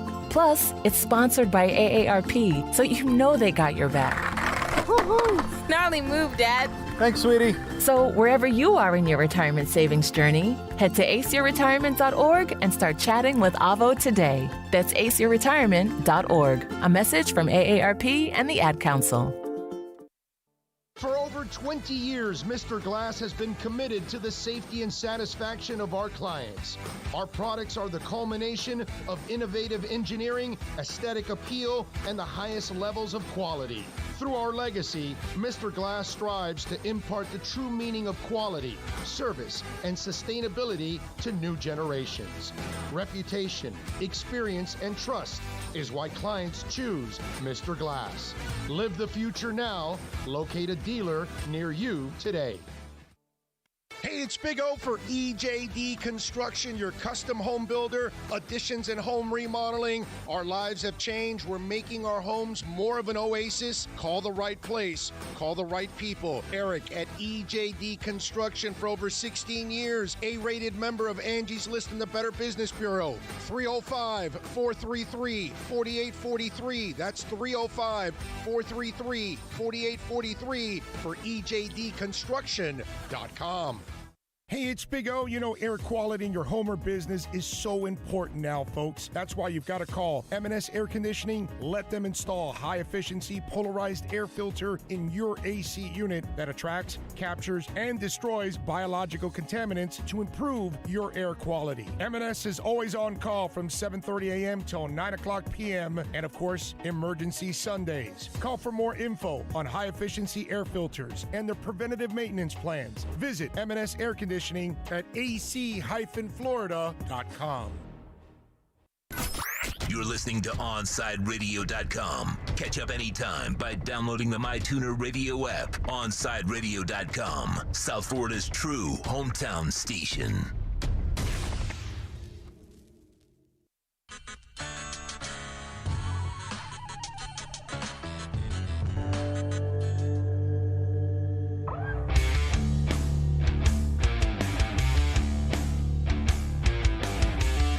All right, we're back, and we thank Ed Home to see John Clayton, Franco Panizo, Christian Chase, and Alan Poupart. Wow, I remembered all 5 of them. That's tough, man. Whenever I've got a loaded show, I'm like, hold on, let me check my notes. I don't know who I have on today. It's impressive. Yeah, no, but a good list of guests today. If you missed any of those interviews, of course, you can go to the podcast and check it out. Alex already has the first 2 hours up. I'm sure he'll put the third hour up very soon. And he's got all those interviews pretty much up. Except maybe Prenizo's not up yet. Or is it up already? Not yet. Look at that. But it'll be up in a couple of minutes. He's super quick. He'll get it done. That's kind of what we do on this station. That's the way we roll. Get it done. Because we know that digitally, that's the world that you all live in. So that's the world we work in. What do you got going on today, doggy? Well, we got Terrible Take Tuesday today. I've got a couple of awful food takes that I want to air out there, and a pretty bad sports take as well that I want to throw into the universe. And we're going to have Clay Ferrero on from WPLG in the 3 o'clock hour. Got to talk some Heat and Dolphins with Clay. 4 o'clock hour, we're going to go heavy NFL, kind of recap the draft, and a little college football with Antoine Staley from the Tallahassee Democrat. Our good friend Antoine's going to join us. And man, I got some soccer topics to go over. We're going to have Champions League going on live during the show in about 3 minutes. We've got the second leg with PSG, so that's going to be a lot of fun today. All right, good stuff. As always, make sure you stay tuned to the Man of the Match. Alex, as always, excellent work by you, my friend. I hope to see you guys tomorrow. It all depends on what the doc says tomorrow morning, if I can continue and maybe at a lower pace like this. We'll find out. He's got to give you, like, I think they make, like, throat steroids. Like, he's got to give you, like, I don't know, they got something, like an inhaler or something to get some roids in there. And then we're not doing any PED tests around here. Get some of those throat roids. I'm ready to juice up all they want. Let's do it. Let's go, bro. We don't drug test here on Onside Radio. Okay? All right, we'll see you guys tomorrow. Stay tuned. Man of the match. Thank you all for supporting and putting up with me. Appreciate you. We'll be right back to the Man of the Match with Alex Dano. You can join us on the Onside Sports Line, 888-441-4623. That's 888-441-4623. You're listening to the home of Inter Miami CF. His strike is a decent one. It's fired into the top right corner. Gonzalo Higuain opens his account for Inter Miami. OnsideRadio.com, where the passion for La Rosa Negra runs deep. Download the Radio.net app and listen to Onside Radio in every Inter Miami CF game. OnsideRadio.com, your home for Inter Miami soccer. Let's raise a cup to the first among us who put themselves last. To the risk takers, the mask makers, the heroes on the front line and online. To the ones keeping shelves full and keeping us hopeful. To those who don't stop and those making all the stops. To the ones who pick up, suit up, and never let us down. From all of us at Duncan to all the heroes keeping everyone running, we thank you. You're listening to the station with more live and local sports talk than anyone else in South Florida. OnsideRadio.com. Broadcasting from South Florida to the world. Welcome back to the Man of the Match with Alex Dano. It's all yours. Just keep it right here. You can reach out anytime on the Onside Sports Line, 888-441-4623. That's 888-441-4623. Yes! Oh, it is. It is! Man of the Match with Alex Dano. Oh, I'm Alex Dano. And I'm with you here on OnsideRadio.com for the next 3 hours. Still celebrating the Scudetto for Internazionale, my beloved Inter Milan. I noticed there are some real whiny bitches on Twitter. So, Alex, I run in a lot of circles with Italian